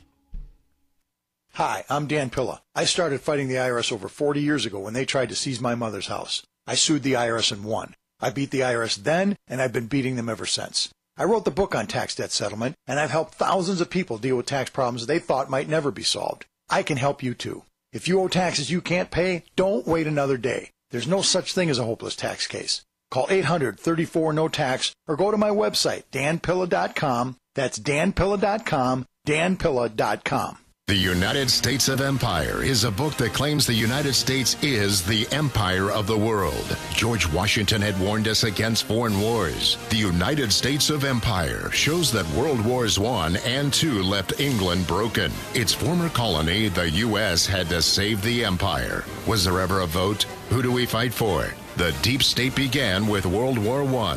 The United States of Empire by James Dunn. Available at Amazon Books. Is spreading the message of liberty, cryptocurrency, and peace around the globe worth $2 per month to you? As you may already know, in addition to our internet feed, LRN.FM broadcasts on free-to-air satellite across North and Central America, as well as Sub-Saharan Africa. And we've been available on satellite for free 24/7 since 2010. The LRN.FM free-to-air satellite signal is reaching some of the most oppressive regimes in the world, and there's no doubt our ideas are making an impact. You can learn more about the channel's impact by watching the 3-minute video at fund.lrn.fm.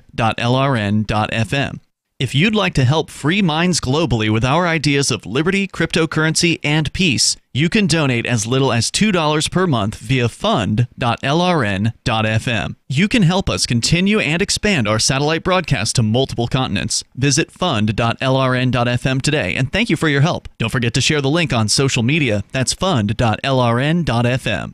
Cell 411 is a free app for Android and iOS that replaces government-controlled 911.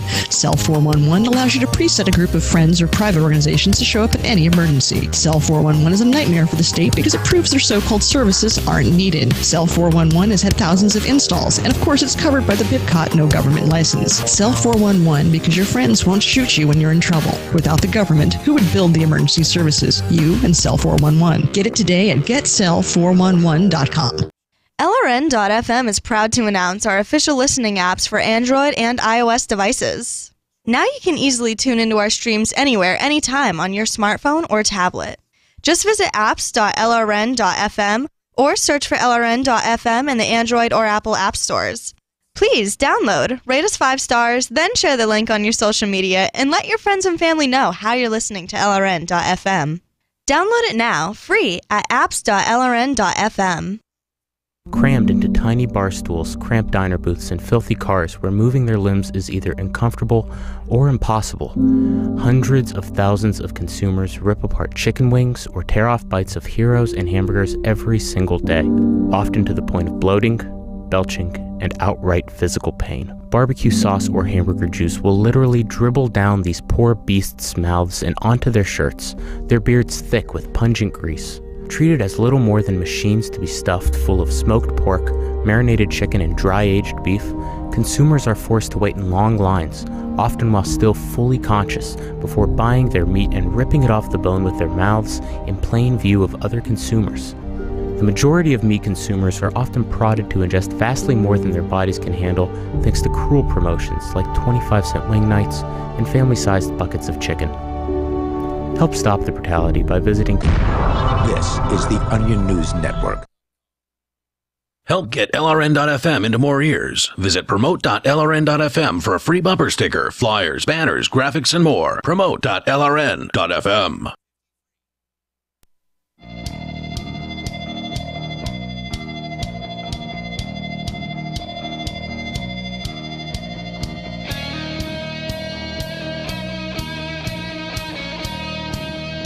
It's Free Talk Live. Dial on in here, toll free. You can share your thoughts, whether it's on Bitcoin, cryptocurrencies, or whatever happens to be on your mind. Also, I want to let you know, coming up later tonight, about an hour and a half from now, 10 o'clock Eastern Time, Rich Paul will be joining Vincent and I for an after show here on Free Talk Live. Open phones as always, but without that pesky FCC getting in the way of what some people want to say. So you'll be able to say a whole lot more that you can't say on the radio during our Free Talk Live after show, starting tonight at 10 p.m. Eastern Time on twitch.lrn.fm. So be sure you get over there and follow us on Twitch. And thank you for doing that again, twitch.lrn.fm. We're trying to hit a goal of 75 viewers minimum, basically, throughout an entire month. My God, this is not easy. It's a real ego check to have 194 radio stations airing this show.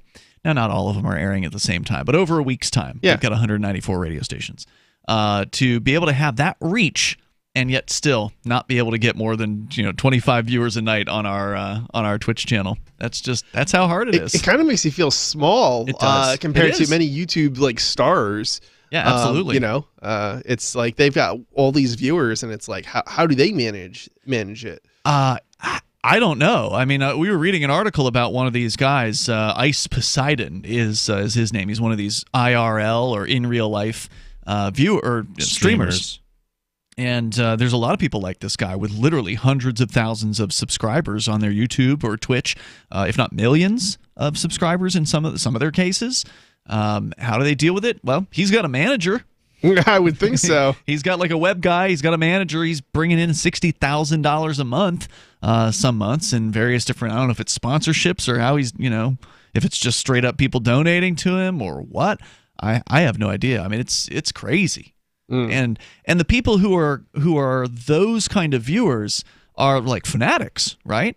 Like on the radio, we may have a few 100,000 listeners over a week's time, but they're not fanatics. And No. They're just listening when they're in their car on their way to work. That doesn't mean they don't like us. They might enjoy the show when they listen, but only a small percentage of radio listeners will actually do what they call appointment listen, and that is turn on the radio at a very specific time to hear a very specific show. So it's just kind of a different way that, these technologies are being used. So we may have 194 radio stations, but we ain't jack squat when it comes to Twitch. So anyway, thanks for following us there over at twitch.lrn.fm. We've been talking about Bitcoin and cryptocurrencies, and Chris, you had just made the statement before we went to the break there that you were comparing values of currencies, and you're pointing out the U.S. dollar is arbitrary as far as its value is concerned. And you said Bitcoin also is arbitrary, and I agree with you there.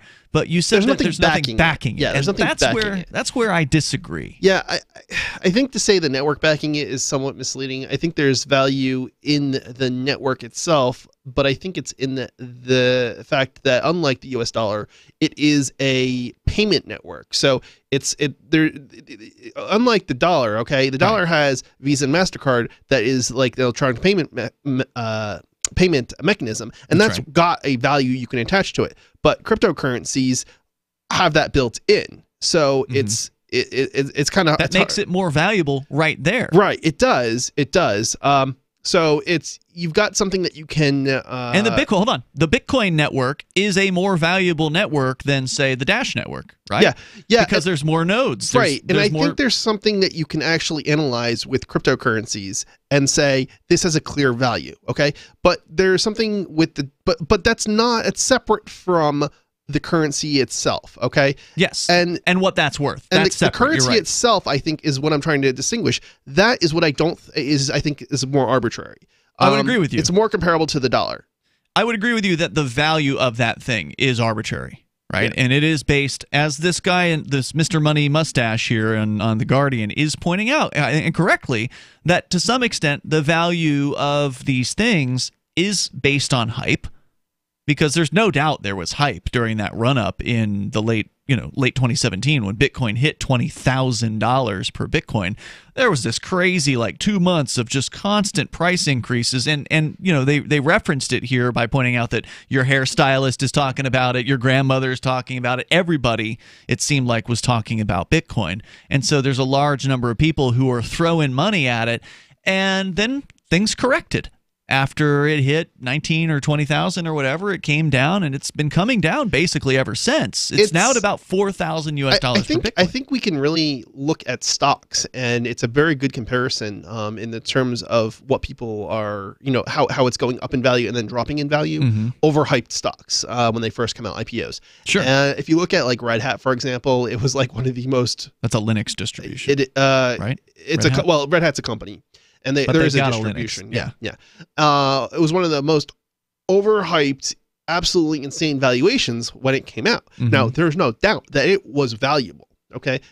But it wasn't anywhere near as valuable as the initial Sure. hype. Well, the market decided what its value was. Right. Now, how these things happen, these are a trillion different decisions being made at any one moment. Cryptocurrencies, I don't think Bitcoin it hasn't been, surprisingly, it's been overhyped, but it doesn't seem like it's been it has been overhyped nearly as much as some other stocks have been overhyped, during IPOs. Like Google or Facebook or something like that. Yeah. So, I mean, it's I don't think it's going away. Well, look, hype is real.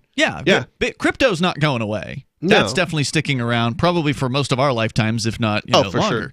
Obviously, we can't predict the future, though. It's a great technology, and it could be bested. There could be some other Bitcoin killer or cryptocurrency, quantum cryptocurrencies or whatever it would be that comes after. I think cryptocurrencies just in general are not going away. I'm not going to make any declarations as far as any particular cryptocurrency. No, though. how could we? Yeah, I mean that would be really foolish to sit here and say it's going to be, fill in the blank.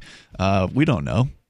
Something could come out tomorrow that could unseat Bitcoin. Cryptocurrency is a technological advancement. I just don't necessarily, and we haven't had anything to compare it to until now, because we haven't had an alternative to basically cash on the internet, basically, until cryptocurrencies, technologically speaking, were invented. Well, I mean, there were There were some kind of predecessors to Bitcoin. There was, remember, eGold?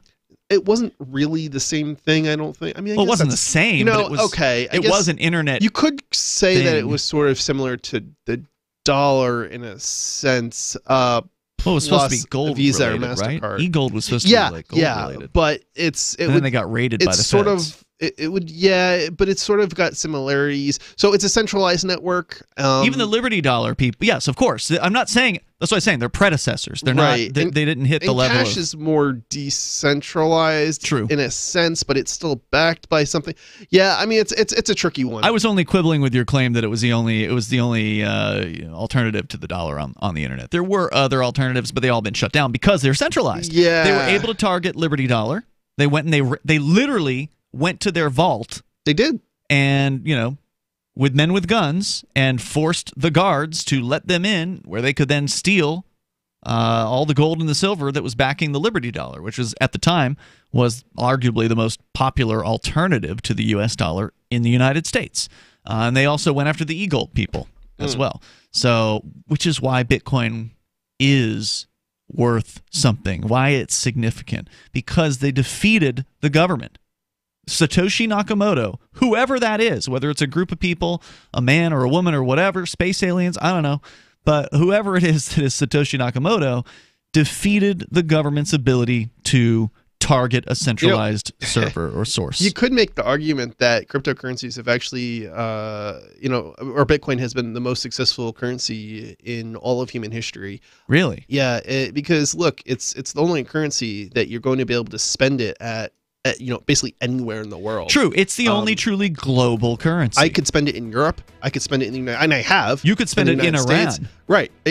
Anywhere you go, you can pretty much find businesses that take it. That's a great argument. I mean, as far as it hasn't hit the volume of the other currencies, but it certainly. But as far as widespread adoption at a certain scale, it certainly is. Yeah, you're right about that. The most widely adopted of all currencies around the world, right? Say. Yeah. More coming up here. Your thoughts welcome. 855-450 free like freedom. Does your dog itch, scratch, stink, or shed like crazy? Come to Dynavite for help. Order a 90-day supply of Dynavite. Pick up 2 bottles of Lico Chops, get the 3rd bottle free. New improved Lico Chops with omega-6, omega-3, vitamin E, and now 6 extra direct-fed microbials. Even better for the digestive tract and immune system. And dogs love it. Try Lico Chops. Buy 2, get 1 free. This is Henry Lukasevic for Dynavite. DINOVITE.com. Are you a cryptocurrency advocate? The Crypto Tip is the ideal outreach tool to help new people discover cryptocurrency. It's a printable business card-sized tip that you can give to service providers, preferably in addition to a good cash tip. When the server scans the QR code, it'll bring up an explanation of cryptocurrency, how to install a wallet, and allow them to claim the tip. If they don't claim the crypto, you get your tip refunded to you after a time period you specify. Plus, if they do claim the tip, you get an email alert. Create as many tips as you want at cryptotip.org. That's cryptotip.org. Would you like to get back that full head of hair from years past? Now, there is Reveal. Beverly Hills celebrity dermatologist Dr. Nathan Newman took nearly a decade to develop Reveal from natural botanicals to return to a full-body head of hair. Reveal for men and women with a 30-day money-back guarantee at gcnlife.com or toll-free 844-443-6637. 844-443-6637. Reveal at gcnlife.com. Maybe not today, maybe not tomorrow, but soon you'll need a plan and place to survive. Forget bunkers. You're not a live underground gopher. You need survivalist camps, the ultimate fully functional, off-the-grid mobile survival bug-out house that's well-equipped and custom-built to outlast any other RV or trailer. Bold statement? You bet. See them now at survivalistcamps.com. That's survivalistcamps.com. Trust your family's survival to survivalistcamps.com. Since time began, tyrants have taken aim at personal liberties. Now there's a movie that aims back. The government has no more right to tell us what to put in our bodies than they have to take our guns or tell us what books we can read. 6 drug police were eaten by bears while raiding a marijuana farm. On your knees, you dirty hippies! Jesus. On your knees! What's the problem, officer? Today, many cops who enforce pot laws do so only because it provides them with cushy jobs, good benefits, and a chance to push people around. I was an undercover narcotics officer. The drug war is nothing but a farce. The Second Amendment says you got to keep you and your gat intact. Guns and Weed, The Road to Freedom. A film by Michael W. Dean and Nima Vadadi. DVD available now at gunsandweed.com or on Amazon. That's gunsandweed.com. Makes the perfect gift. Remember, that's gunsandweed.com.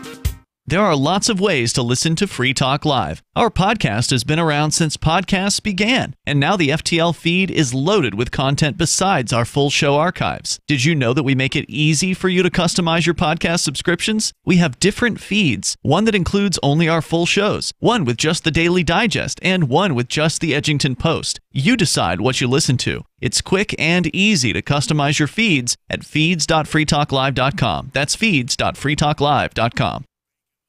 When you hear the word lobbyist, you probably think about greedy corporations, but not all lobbyists are the same. Some are fighting for the freedoms you hold dear. Liberty Lobby LLC is doing just that in New Hampshire, working hard to represent you, not some special interest group. You can help by going to libertylobby.info, where your contribution will give us the tools we need to ensure that your voice is heard. Visit libertylobby.info today to find out more. Some of our live shows are streamed in HD on Twitch. Please follow and share at twitch.lrn.fm. That's twitch.lrn.fm.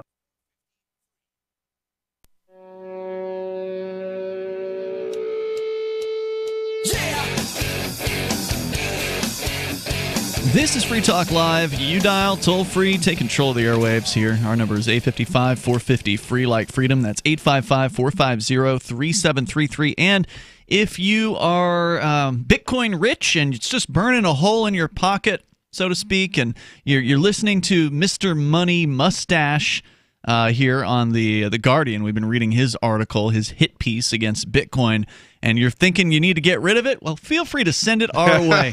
We will take it off your hands for you. You can join the AMP program as Ron Pepper has done, who's a Free Talk Live Gold amplifier over at amp.freetalklive.com. AMP stands for Advertise, Market, and Promote. And the idea is you send in $5 a month. You can do a PayPal, credit card, or you can do Bitcoin BTC, and then we will invest that into Free Talk Live, get on more radio stations around the country, bring new internet listeners on board with the show, and we appreciate it. So please, you get some perks as well. Go to amp.freetalklive.com. That's ampamp.freetalklive.com. Let's go to the phones here. We get back into Mr. Money Mustache and his hit piece against Bitcoin. Let's talk first, though, to Sarah in New Mexico. Sarah, you're on Free Talk Live. Go ahead. Yeah, I just wanted to mention Padre Pio. He had 5 supernatural piercings. Pablo who? Padre Pio, you know, the ascended master. Yeah, Padre Pio, the Father Pio. He had what kind of piercings? Supernatural. It just appeared. The piercing just appeared in his hands and his feet. Is there a video of that happening? Well, I mean, well, there's people that did you witness it? No, the blood from his wounds, and it actually helped heal people. This is that what sounds really dangerous. I just want to say, letting a priest bleed all over you, probably not. And it's I just looked him up. Padre Pio lived from 1887 to 1968, so it's unlikely. Probably no video of that happening. Yeah, this sounds like a scam artist to me, Sarah. Well, you know what? I just said that he's one of the ascended masters, and what happened was that. Now this, but by the way, listeners who may not have. First of all, our hosts aren't here every night, but listeners certainly are tuning in and out at various different times. For listeners who are uncertain or unclear about this, Sarah called in last night to talk about these so-called ascended masters. And of course, you know, we had to know, well, who decided they were masters and who decided they were ascended, and how did you find out? And so apparently there's some, you know, bizarro church that Sarah's been going to where they who run this church that she goes to have said that this person is a so-called ascended master. All right, so you've got a scammer who's claiming that rings have appeared. What was it that appeared on his hands? Rings? Piercings. Piercings. You know, like Jesus was pierced, he was pierced on it, the nails, the hands, and the feet. So he had 4 When you of say those. pierced, you mean that's not being pierced. That's called having nails pounded into your hands Right. and legs to hoist you up on a cross. right? Piercings are normally a voluntary act. Piercing is something that somebody chooses to engage in. Now, you could argue that he chose to be sacrificed, but that's a whole other He story. let himself. Well, that is the claim. But look, Sarah, I'm sorry to be the bearer of bad news. You've been suckered by some scam artists here. Sounds But the other thing is that after he passed away 5 years, they dug him up, and then his body was still intact. That's how you could tell that he was still a saint, very saint, like he was ascended master. And then they removed his heart, and his heart had a piercing in it. But the whole time when he was alive, he had a Wow, this is one of the craziest stories I think you've ever told. Vincent, you have information about this person up? Do you have any kind of? He was. I pulled up Padre Pio, and he was like beautified by Pope John Paul II. I did pull up Ascended Master, and there's a whole page of it on Wikipedia. It looks like the mystery school type things Bill Cooper would warn about. What is that? What is a mystery school? I happen to believe that he is an ascended master because he was so special, and then the fact that his body was still intact. That's how he made that. That's how But what were this guy's teachings? I mean, besides the fact that he allegedly had piercings magically appear in his body, did he actually say anything that was worth remembering, or is it that he's, just interesting to you because of all these allegations about him? Well, I've been learning a lot about him because I listen to the Catholic stations, and then I catch all of these things sometimes, once in a while. And the thing is, one of the things that I learned about him was that. He said when you enter, use words only if it's necessary. He had such a powerful presence of a spiritual person that he never had to use any words. He would just enter the room, and then his presence would be enough of a testimony.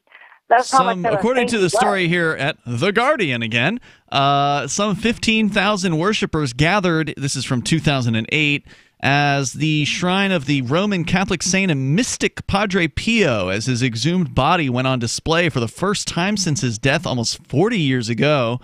More than 1 million people expected to file past a transparent casket holding his restored corpse. Now that's a strange thing. Can you imagine that job?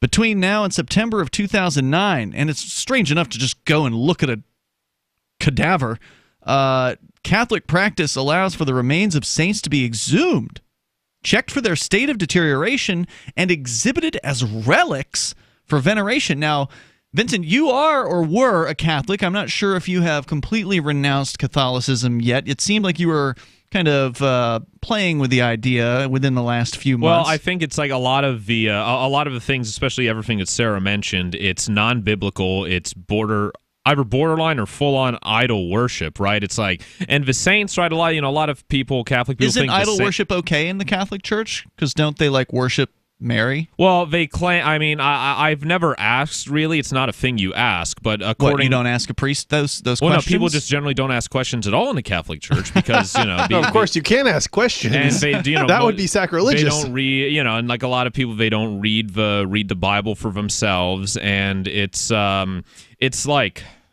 See, I'm trying to. Yeah, I mean, I'd say just full. It's I don't have idolatry in front of me, but. So you don't agree with this displaying of corpses? No, I don't.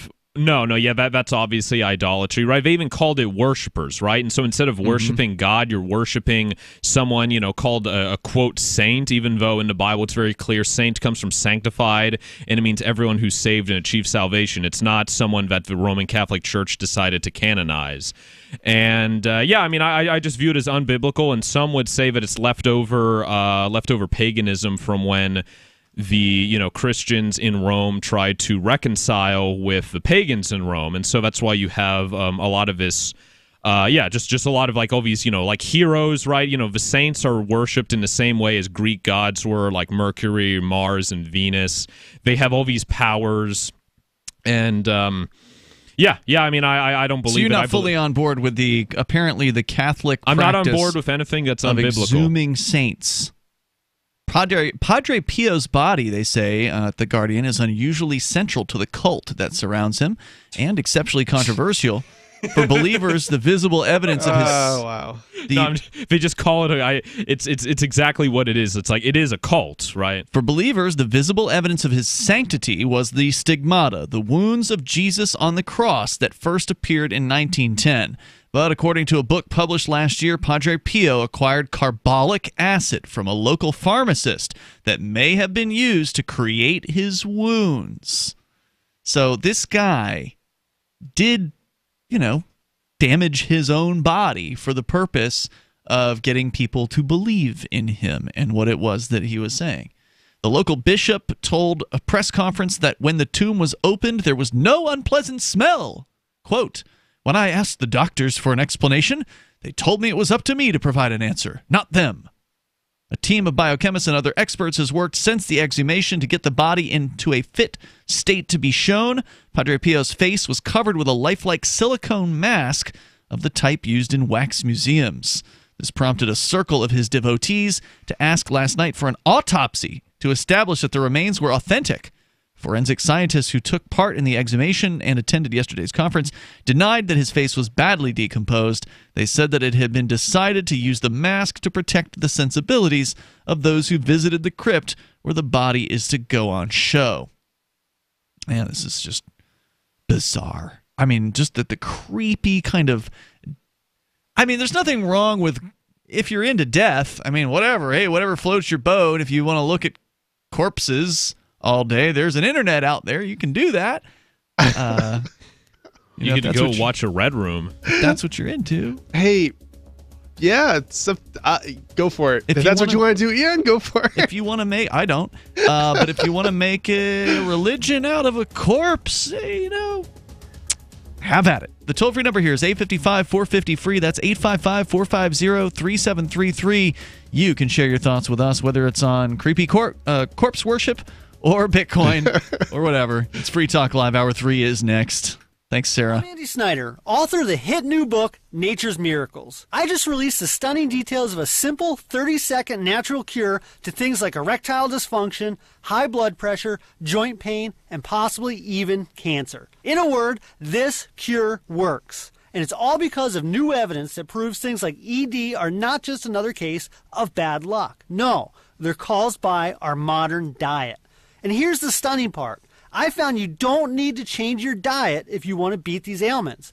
You simply need to add something to it. I recently published the recipe for the perfect drink, and for a limited time, I'm giving it away for free at perfectdrinkrecipe.com. The 3 cheap, all-natural ingredients found in this delicious drink can help fight some of this country's top killers. Doctors are stunned, and you'll love the results. All the details of the perfect drink are at my website. Just go to perfectdrinkrecipe.com. Again, that's perfectdrinkrecipe.com.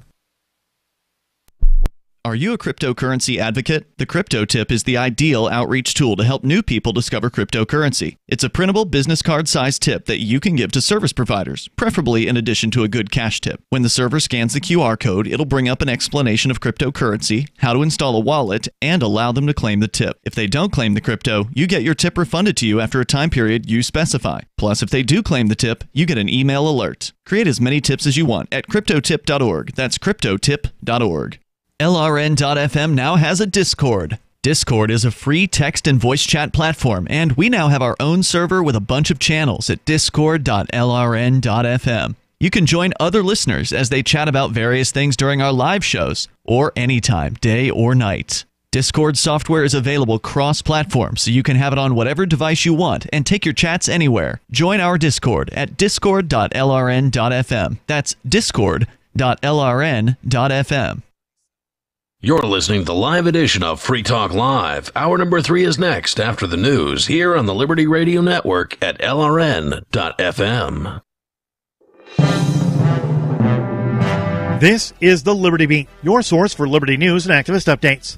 Produced in partnership with SNLS News and listeners like you. Online at libertybeat.news and snls.news. I'm Mick Murrow with your weekend edition of the Liberty Beat. For the week ending March 29th, 2019. Gold is trading around $1,296, silver at $15.10, and Bitcoin is trading around $4,081. Today's prices are brought to you by InnoScale. Take off with Managed Cloud. Looking for a safe, secure way to store your important files online? Let InnoScale handle it for you. Their high-availability cloud servers are the perfect solution for clients needing one or more secure, scalable servers with built-in hardware failover protection.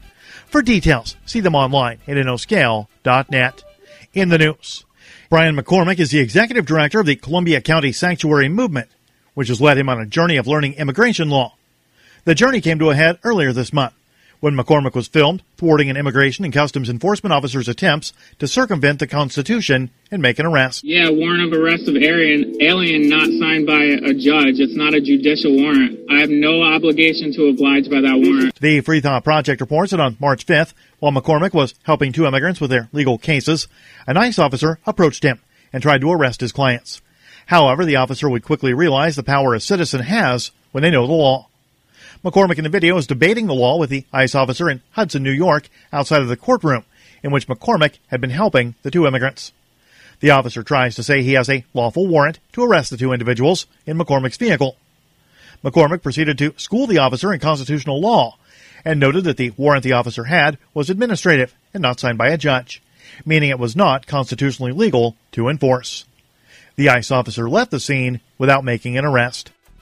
The Liberty Beat is sponsored in part by Bray Botanicals, high-quality kratom and CBD at reasonable prices, with excellent customer service. Bray Botanicals is activist-owned and mission-driven, fighting for your right to consume plant-based medicine and natural remedies. Find out more at mybraybotanicals.com. And Liberty Beat listeners right now can save 10% on your purchase by using promo code SNLS at checkout. This is the weekend edition of the Liberty Beat, produced in partnership with SNLS News and listeners like you. The Liberty Beat is online at libertybeat.news and snls.news. Your news now continues. U.S. President Donald Trump's Energy Secretary, Rick Perry, has secretly approved the sale of nuclear power technology and assistance to Saudi Arabia. That comes in a report revealed this week by Reuters. Mid-Press News reports that Saudi Arabia is reportedly attempting to construct at least 2 nuclear power plants as part of its effort to diversify its energy sector and its economy as a whole. As part of the plan, it's accepted bids from Russia, South Korea, and the U.S. for the lucrative contract.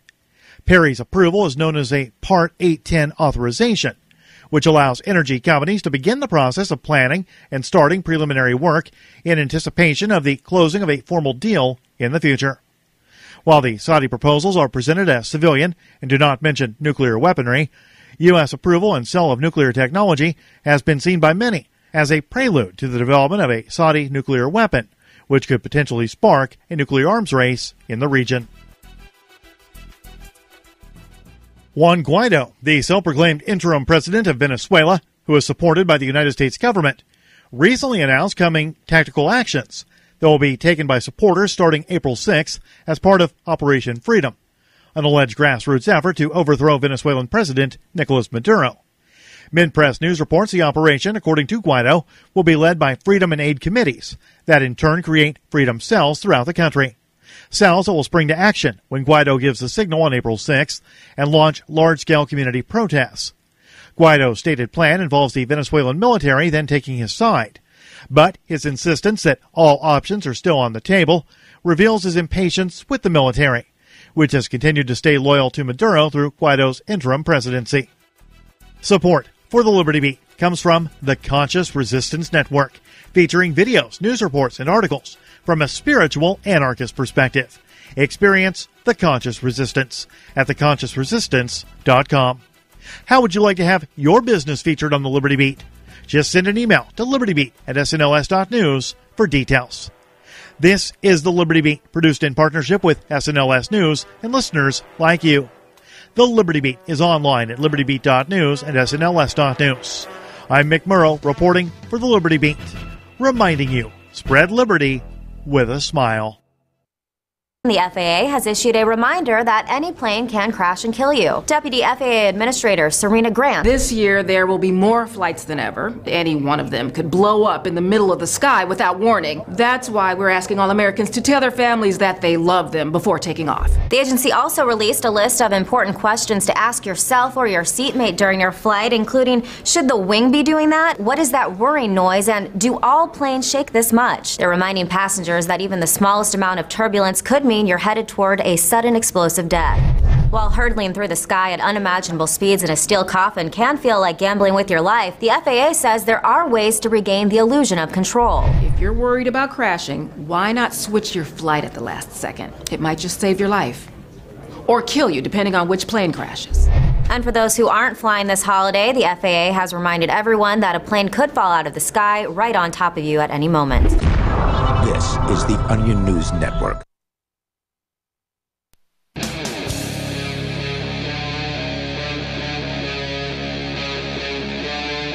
Free Talk Live. It is Free Talk Live, and we're launching into the third hour of the program. As always, you're invited to join us here. Our toll-free number is 855-450-FREE, like freedom. That's 855-450-3733. Here in the studio tonight, it's Ian. It's Vincent. And Chris. As we continue, if you're just tuning in right now, well, we've been discussing one of these hit pieces, which I thought was written recently, but it was actually a year ago. But regardless, it's still just as relevant as ever because the haters still have the same points. Yeah. The people attacking Bitcoin and cryptocurrencies, like this Mr. Money Mustache is his purported name. And he says you should not invest in Bitcoin. And I bet he's feeling good about himself because the price went down between when he wrote this article and today. But that still, looking at the short term, the price of Bitcoin right now, over today, by the way, it hit $4,100. So it's right around, I think, $40.75 at the moment. And that is still a higher price than Bitcoin had through the summer of 2017. It's funny. It's higher than it was. It's higher than it was before when it started going to insane numbers, right? Like correct. It's just still, before it started going insane. Right. When it started going insane, it's still higher than that point. So that's right. Yeah. Take it back to summer of 2017, and you are at below $4,000 per.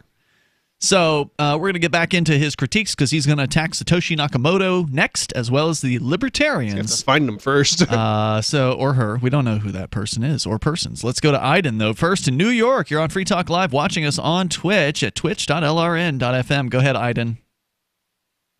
Yeah. So I was just wondering, I just have a quick question. What do you guys think about the Mueller report and everything that's going on with it right now?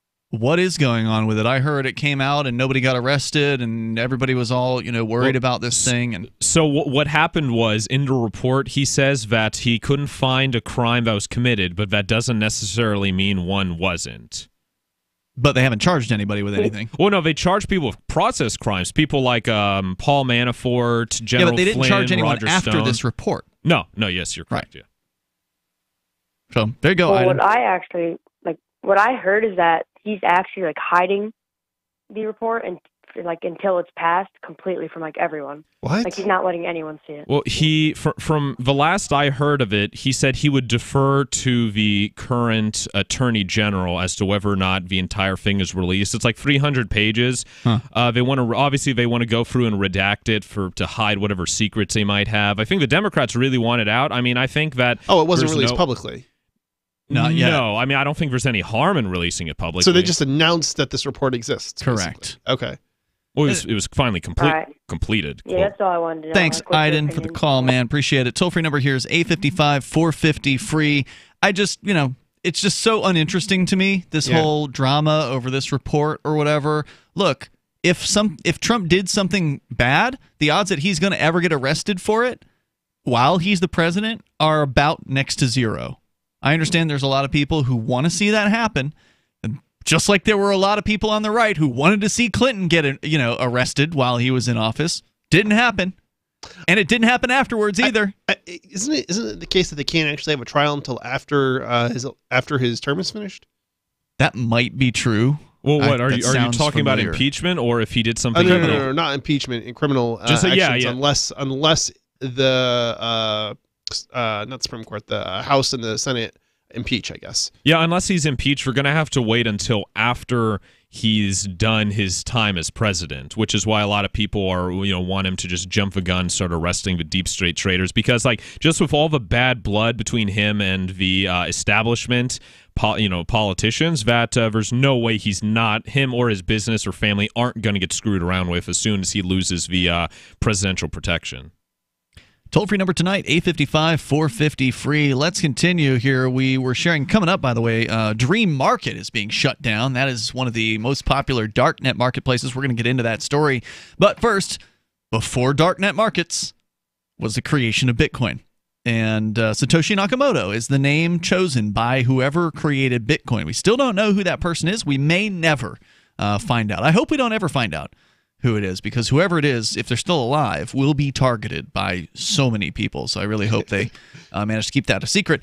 But here's the hit piece from TheGuardian.com and Mr. Money Mustache. He says, as the legend goes, in 2008, an anonymous developer published a white paper under the fake name Satoshi Nakamoto. The author was evidently a software and math person. But the paper, not so much this guy, but the paper has also has some built-in ideology. The assumption that giving national governments the ability to monitor flows of money in the financial system and use it as a form of law enforcement is wrong. So he's suggesting that it's a good thing to have the government being able to oversee everything. Was that actually the case? Was what the case? As far as that Satoshi was a libertarian? Not that he was a libertarian, but that he valued privacy. That the white paper. Did it refer to it as a white paper? He talked about it as a white paper. Yes. Yeah. So was it actually the case that it was in the white paper? I believe some of Satoshi's ideology is firmly planted in that white paper. Okay. Yeah. This is as somebody who has not actually read the thing. Yeah, that's why I'm just wondering. You don't have to read the white paper to be into Bitcoin. Right. And it just seems like that's might not be quite right to me. But oh no, I'm pretty certain. Like people who have read that white paper have said that he's basically an anarchist or like total voluntarist. I don't question that, but that this was in the white paper itself, I guess. I'm pretty certain that, from what I've heard at least. Okay. Again, it sounds like none of the three of us have actually read the thing. We're all fans, but none of us have read the white paper. So this guy has, and he says the financial libertarian streak is at the core of Bitcoin, and that's true. You'll hear echoes of the libertarians who started, the libertarian programmers who picked up on this thing in the very early days. He says you'll hear echoes of that sentiment in all the pro-crypto blogs and podcasts. The sensible-sounding ones will say, sure, the G20 nations all have stable financial systems, but Bitcoin is a lifesaver in places like Venezuela, where the government can vaporize your wealth when you sleep. The harder core pundits say, even the U.S. Federal Reserve is a bunch of crooks stealing your money via inflation, and that nasty fiat currency they issue is nothing but toilet paper, which is pretty close to the truth. I'm gonna have to say that's not the case. I said repeatedly on this show and other shows that Canada had lost its currency dropped by like 40% compared to the dollar. Yeah, compared to the dollar over a number of years. So the idea that it's all the G20s are stable or, it seems a little bit, absurd. No, they just have the illusion of being stable, right? Yeah. Like they don't, the higher level nations don't tend to ravage their money supply like, say, Venezuela, where they'll just print it out like insane levels. They don't result, they have controls. Right. And they know they Venezuela can't go beyond a certain point, or otherwise people will start to notice. Right. They'll start to get upset about it. He goes on. He says government issues. Here you go. So remember, we were talking earlier about how none of us agree that the government money has actual value as far as anything inherent. He has a belief about this. Government-issued currencies have value because they represent human trust and cooperation. Wow. Isn't that the same thing for Bitcoin? Well, even more so for Bitcoin. Right. Like, I mean, this just sounds ridiculous because we actually have people who don't trust the U.S. dollar, right? Yeah. And it's not just the U.S. dollar. They don't trust hard. A lot of people in other countries don't trust hard currency. And in many cases, there is a good, valid reason behind it because these people have experienced, collapses in crypto, or not cryptocurrency, in hard currencies, fiat currencies, right? Well, and if Bitcoin is so if U.S. Federal Reserve notes are so trustworthy, why is it illegal to burn them? What do you mean? It's illegal to burn money, right? So I'm saying, why would you have to have laws to prevent destroying it if people had confidence in it? I see what you're saying. Well, it's the same thing with everything with laws. Well, right, and they also have the law known as legal tender law, which actually forces you to accept it. So if it was truly valuable, people wouldn't have... For any debt, public or private. Right, right. And when you buy a thing, you've incurred a debt for that moment when you're buying the thing, right? So therefore, if you are a sale, if you have a product for sale, you're supposed to take unless legally, it's explicitly stated prior as to part of the contract. Sale. Yeah. You may be right but about who that. does that when they want to buy a hamburger or something? It's obviously, it's just obviously a control thing. It's non-legitimate, and people are just going to put up with it because there's idiots like that writing stories. Right. There's more on the way propaganda. here. He claims I've never heard this before, that government-issued currencies have value, he says, because they represent human trust and cooperation. And, of course, nothing could be further from the truth about government-issued currencies. Anybody who trusts those things is a fool. Yeah. We're coming up here in moments. This is Free Talk Live. Did you know you can legally exit the U.S. federal income tax system? Well, it's true, and thousands of American nationals are doing it. The 16th Amendment and the Internal Revenue Code are legal, but only in a limited jurisdiction. This is the basis behind the voluntary nature of the income tax. Learn the exit strategy provided by Congress. Find out more by visiting weissparis.com and watch our numerous videos. That's WEISS Paris.com. Business owners, you want more customers? Accept cryptocurrencies. There's people all around you just waiting to spend money at your store. If only you would take it. I know, you've been waiting till someone else makes it easy. Well, good news. HelpMeTakeBitcoin.com adds Bitcoin to your point of sale. Totally free. Use the same equipment you already have, now with Bitcoin. And unlike credit cards, there's no fees. Let the guys at HelpMeTakeBitcoin.com bring new customers to your store. HelpMeTakeBitcoin.com. There are basically two types of advertising, direct response and branding. Radio's great for direct response with its low cost to listener ratio, but audio can't be beat for branding, which is a longer-term endeavor. You want to be the first thing that someone thinks of when they think about your product or service. If you have a local business that you want kept top of mind in your community, call the station. If you need national reach, Free Talk Live's got around 200 radio stations, millions of monthly listening sessions, can suit all budgets, and if we don't think we're right for you, we'll tell you. Email me, mark@freetalklive.com. Bitcoin.com is delighted to announce their latest partnership with the gift card specialists at eGifter. With many of the world's leading brands on their roster, it is now easier than ever to get the gift cards of your favorite brands with Bitcoin Cash. To get started, just follow these simple steps. Visit giftcards.bitcoin.com, pick the gift card you want, follow the instructions on your screen, and make your payment using your Bitcoin Cash wallet. Sit tight and your gift card will be delivered to you as soon as it's ready. That's giftcards.bitcoin.com.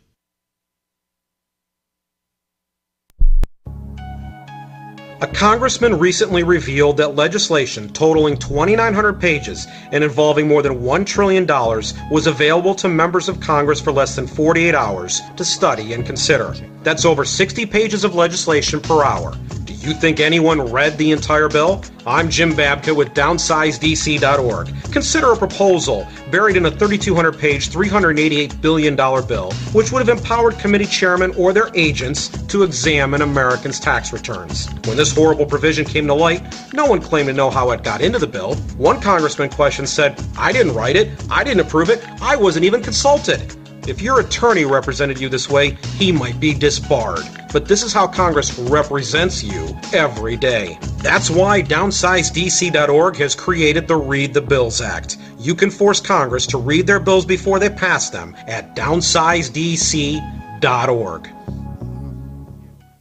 The LRN.FM social media channels have been revamped. We've eliminated Facebook and focused on other platforms like Twitter and Mastodon, the decentralized alternative to Twitter. On our accounts, you'll find posts from multiple LRN.FM show hosts together in one place. Follow us on Twitter at twitter.lrn.fm, or better yet, move to the decentralized Mastodon social media platform at toot.lrn.fm, toot.lrn.fm. I think you'll like it. Did you know you can legally exit the U.S. federal income tax system? Well, it's true, and thousands of American nationals are doing it. The 16th Amendment and the Internal Revenue Code are legal, but only in a limited jurisdiction. This is the basis behind the voluntary nature of the income tax. Learn the exit strategy provided by Congress. Find out more by visiting weissparis.com and watch our numerous videos. That's WEISS Paris.com. Love what we do? Please help support our international satellite channels at patreon.lrn.fm. That's patreon.lrn.fm.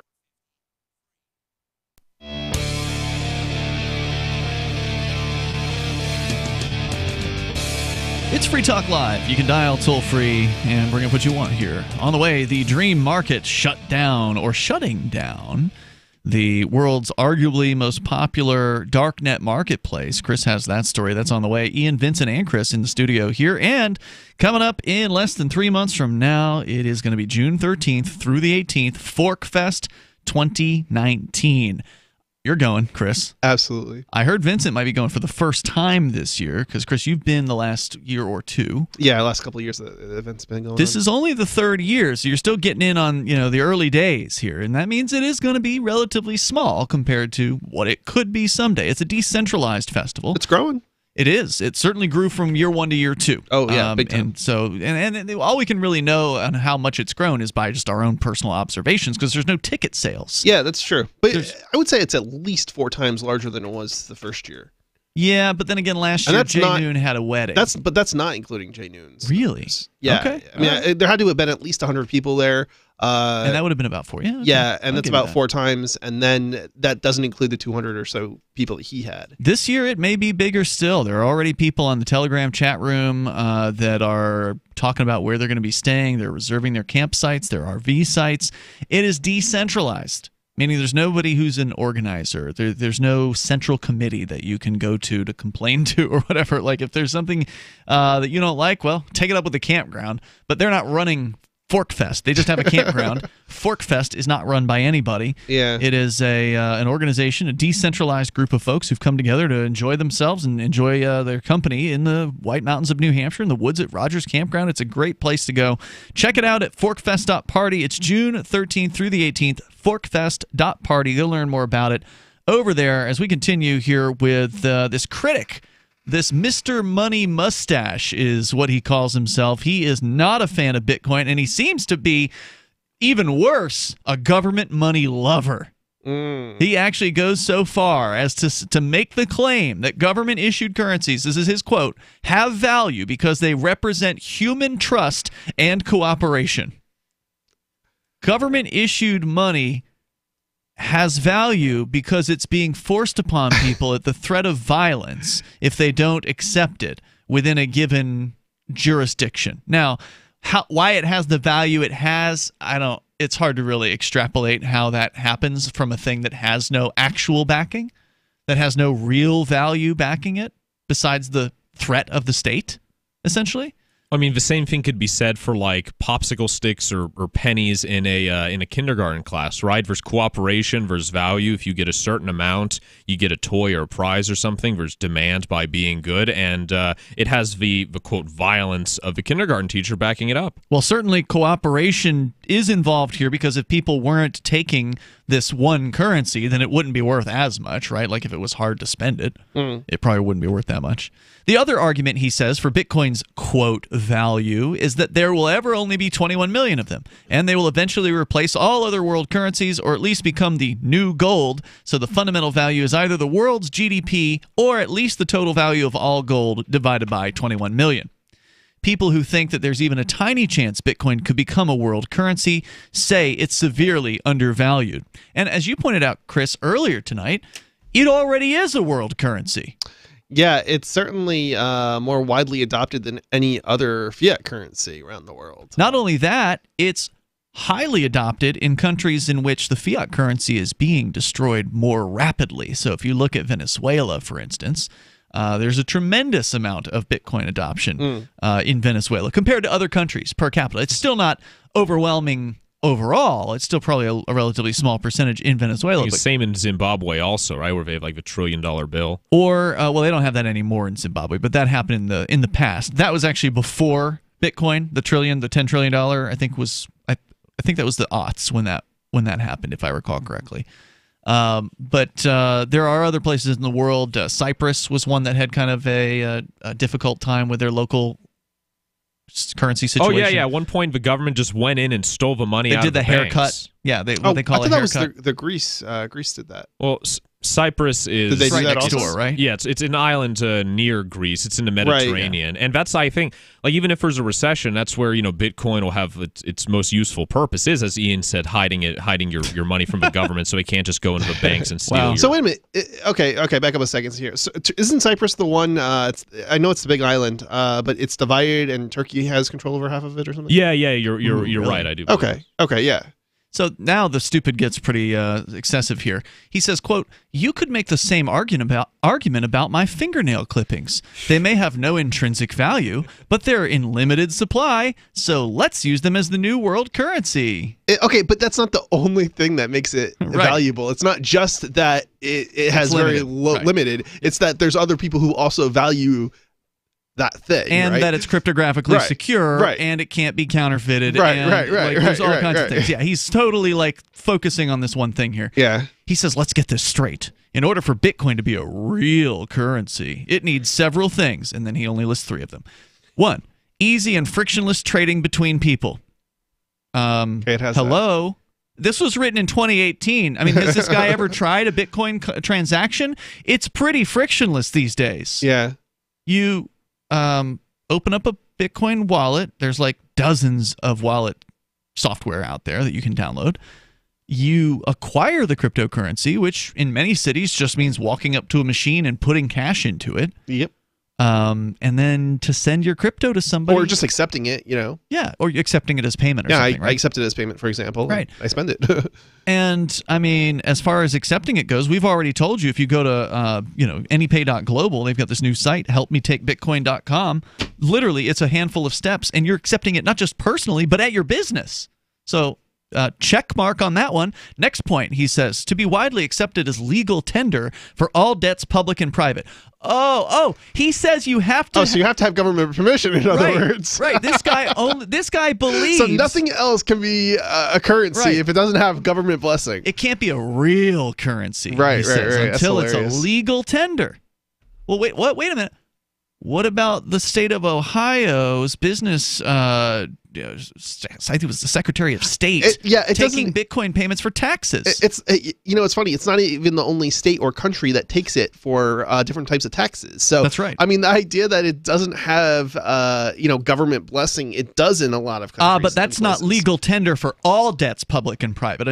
He's saying until the government. Neither is the euro. I mean, does that make it not a real currency? He says until a government in a geographic area forces people to take Bitcoin, it's not a real currency. Ridiculous. This is such the U.S. dollar worship. is not. It's not mandated by law that you have to take the U.S. dollar either. That's it's what legal only tender is if supposed it's to be. debt that you have to take it. I mean, it depends on the interpretation, I think, on that one. But regardless, that's not going to happen. But that doesn't mean it's not a currency. It is it helps people exchange value, right? Yep. So money's a medium of exchange. That's exactly what it is. And Bitcoin is that. And it is global. Finally, his third point is, he says, again, this is what he says it needs to have to be a real currency, a stable value that does not fluctuate. Hello, every currency in the world fluctuates. Yeah. The toll-free number here is 855-450-FREE. That's 855-450-3733. He claims Bitcoin has none of those things. No, the only one of those 3 it doesn't have is legal tender status. And that means nothing. As far as whether there's or not it's delusional people on all sides, unfortunately. And this guy's published. One of them. This guy's published in The Guardian. There's more coming up here in moments. You can share your thoughts, plus the shutdown, the impending end of the dream marketplace. We'll tell you what it means coming up here. It's Free Talk Live. Most of you know that heart disease is the #1 silent killer in the U.S. What if I told you for just $54.95 a month you could fight against heart disease naturally? At Heart and Body Extract, we've been helping thousands of people get back to a healthier heart. Don't just take my word for it. Check out all of the success stories at hbextract.com, or to order, call 866-295-5305. That's 866-295-5305. hbextract.com. Don't risk it when you can take charge of it. Hunters, anglers, campers, and survivalists. Get back to nature. Expand your horizons with the highest quality, most versatile, unique slingshots and sling bows on the market at slingbow.com. Slingbow products are compact and models start from just $17.98. They're perfect for your bug out bag or storing in your vehicle. Give yourself and your loved ones the excitement and tradition of Slingbow, a new frontier in archery and truly modern twist on this primitive survival tool. Feel the thrill only at slingbow.com. Why did you move to the Shire? I moved here to the Shire because there's other people around who take liberty just as seriously as I do. I moved to the Shire because I saw videos of people challenging authority and thought that I could get support myself. It called to me, like, do this, right now. I wanted to be around people like me who got it, and once I got here, I knew there was nowhere else that I wanted to be. I've always wanted to change the world, so I moved to the Shire to join people who were actually working towards doing the same thing. The people here are awesome, loving, and positive. It was for the adventure and for the feeling of something important is happening here, and I just wanted to come to sort of be part of that. Visit ShireSociety.com to read and sign the Shire Society Declaration and learn the reasons why, if you love liberty, you should immigrate to the Shire. Plus, connect with others via the forum at ShireSociety.com. That's ShireSociety.com. My name is Jacob Hornberger. I'm president of the Future of Freedom Foundation, which Congressman Ron Paul awarded for having an outstanding freedom website. Write us at fff@fff.org, and we'll send you a free 3-month subscription to our monthly journal of libertarian essays and our booklet, Economic Liberty in the Constitution, which George Mason University economics professor Walter Williams praised in a recent column. That's fff@fff.org. Did you know we've taken our LRN.FM telephone listen line to a new level with the LRN.FM audio on demand line? Now you can call 712-770-8447 anytime and listen to LRN.FM's live feed. And you can listen to a bunch of our original shows on demand. Long distance fees may apply. Just dial 712-770-8447 and choose from the menu. 712-770-8447. So the protection of life, liberty, and property is what the Free State Project is all about. But it's an effort to move 20,000 people who understand. It's about demonstrating to the entire country that, yeah, we can have a free market, a truly free market. Making it just a freer, great place to live. It's the world's largest voluntarist libertarian community, and it's only getting bigger. That's amazing, to be able to move to a place where other people passionately believe in being free and independent. What the Free State Project is managing to do, though, is to put their money where their mouth is. Physically getting up across the country and saying, let's go someplace and let's demonstrate the power of these ideas. There's a lot of kind of philosophy that surrounds liberty. There's a lot of thinking about it and talking about it. But here in New Hampshire, people are doing it. 101 Reasons Liberty Lives in New Hampshire, a documentary by Free State Project early movers. Watch it free at 101reasonsfilm.com. 101reasonsfilm.com. Now you can follow LRN.FM on the decentralized Mastodon social media platform at toot.lrn.fm, toot.lrn.fm.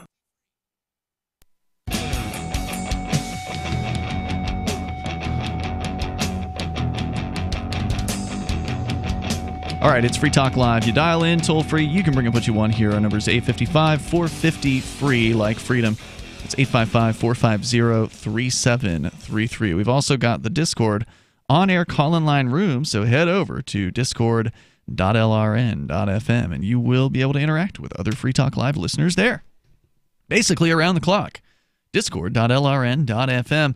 I just want to wrap this story up here with this ridiculous nonsense in The Guardian by a guy calling himself Mr. Money Mustache, who he's basically a total money statist. And we're going to get into some final points. He's on the attack against Bitcoin, and he's talking about why it's not a real currency, and his reasons for it are just full of it. If you need, we can't recap it because we've spent the whole show. Well, I mean, I think that's the point. It's not a fiat currency, right? Like, of course, it's not a real quote unquote currency. We don't want a real currency. It's better than a real currency. It allows people in a lot of ways around the whole planet to transact with one another without having to shift in and out of the other fiat monies. You can if you want. It's expensive. You can sell your Bitcoin, but it's not expensive to get out of Bitcoin. It's like what, 1%? No. Dollars, fiat, one fiat currency to another. Have you changing from those? Yeah. Yeah. Try to do a wire transfer. So let me go on here. So this is from theguardian.com. He says the second point is crucial. Oh, no. I'm sorry, I missed this one. Bitcoin has none of these things. He went through a list which is full of it, as we explained in the last segment. Even safely storing it is difficult. No, it's not. He then gives as an example Bitcoin exchanges such as Mt. Gox in Japan, Bitfinex, and various other wallets and exchanges have been hacked. Okay, exchanges have been hacked. That's true. So banks have been robbed. Billions of dollars were stolen last year by North Korea from numerous banks around the world. Right. Oh, but that's okay because the FDIC will insure your account. No. These are not U.S. banks. That's within the United States. Okay, these are banks in other countries, so they didn't even necessarily steal U.S. dollars. I don't believe. Well, and if the FDIC decides they don't want to insure your account, what are you going to do? Like, yeah, it says they're protecting you up to $250,000, but what if they don't really feel like it? What's going to happen then? Yeah, and that's against accounts, not banks. If the money is stolen from the bank, that's different. That's a good point. Yeah. The second point he says is crucial. Bitcoin is only valuable if it truly becomes a critical world currency. In other words, if you truly need it to buy stuff, and thus you need to buy coins from some other person in order to conduct important bits of world commerce that you can't do any other way. He says right now, speculators are the only people driving up the price.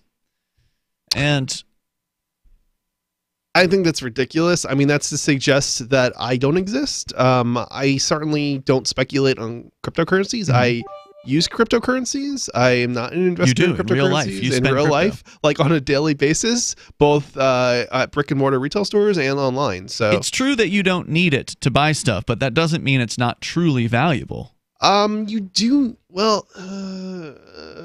you do need it if Darknet markets, want to purchase. Yeah, there are certain. That's not what I was thinking of, but that is a great example of you kind of do need it. Now the question is that exists because of Bitcoin, right? But the problem with saying you need it is it's not really true to say that you need it.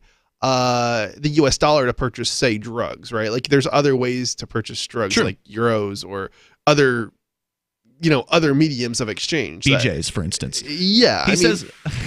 He says a speculative cult currency like Bitcoin is only valuable when you cash it out into a real currency like the US dollar and use it to buy something useful like a nice house or a business. Well, wait a minute, buddy. I mean, how did you get to be Mr. Money Mustache, Mr. Financial Advisor, and not even know that people buy things with Bitcoin without having to cash out of it? That's the whole point. This guy seems to really believe that the only reason Bitcoin's worth something is because people are crazy. They've caught the Bitcoin craze, and they're just bidding it up. And there's no doubt that that has happened to some extent at certain times when it's shot up. But it's on a it's backed by real buying ability and the usefulness of really buying things with it. Whether we're talking about you and I going out to, the Hot Hogs food truck here in town and spending Bitcoin on real food. Yep. Or we're talking about buying a service, like having somebody come over and repair a thing at your house. I bought this drink that I'm holding up that you probably can't see on radio with cryptocurrency. And Boom. I bought a little... Corner News? Corner News, yep. That was just like 3 hours ago, just before I came to the show. Right. Yeah. And the lady from Corner News spent some of her cryptocurrency on hotel room when she went on a vacation a couple of years ago. And she was elated to be able to do that. Yeah. So this guy doesn't know what's going on. He says when the supply of foolish speculators dries up, the value evaporates, often very quickly. A currency should not also be artificially sparse. It needs to expand with the supply of goods and services in the world. Otherwise, we end up with deflation and hoarding. It helps to have the Federal Reserve System and other central banks guiding the system. He's arguing for complete manipulation of money supplies. He's a Keynesian, right? Yeah. I mean, so it's interesting because there is inflation built into Bitcoin. There is, but it's predictable. It's predictable, right? And hoarding is a problem. Okay, that's true. Hoarding with cryptocurrency is a problem. There needs to be more people, in my opinion, who spend cryptocurrency rather than just hold on to it. I definitely think I think investors, I don't know if it's a problem so much, but it's certainly, if it is useful or if it will become useful to more people, you certainly need people to accept it, and it's harder to get more people to accept it unless people will spend it. Right, if people aren't spending it. So, it's a problem because when we go to our crypto meetups here in Keene, not everyone who's into crypto spends it. Right. If you look at the crypto meetup makeups, and we don't have large meetups here. We've got, maybe 4 to 8 people typically at a meetup. Maybe half of them are spending the crypto. Everybody else is using cash or cards, and that's too bad. It's a shame. Yeah, but there are definitely people spending cryptocurrencies. Of course there are. My business takes cryptocurrency, and we get cryptocurrency all the time payments. So, no doubt. I'm not saying it doesn't happen. I'm just saying we can see from real life where people who are purported fans of crypto do not spend it because I agree. They want to hold on to it. I think more people need to use it and use it as a currency and not just as an investment tool. So I think that's his biggest. I think that's his. It's not his biggest point, but I think that's his best point here. Is the hoarding is an issue? I don't know. Like I said, I don't know if it's an issue. If you want it to grow faster, it's an issue. I think if we had twice the volume of transactions in Keene, which we could if everyone here who actually has crypto spent it, that would be a good thing, right? I think we need more people spending it, but I don't necessarily know it matters if there's a lot of people hoarding it too. Well, the more people are spending it, the better. That doesn't mean you can't hoard it as well.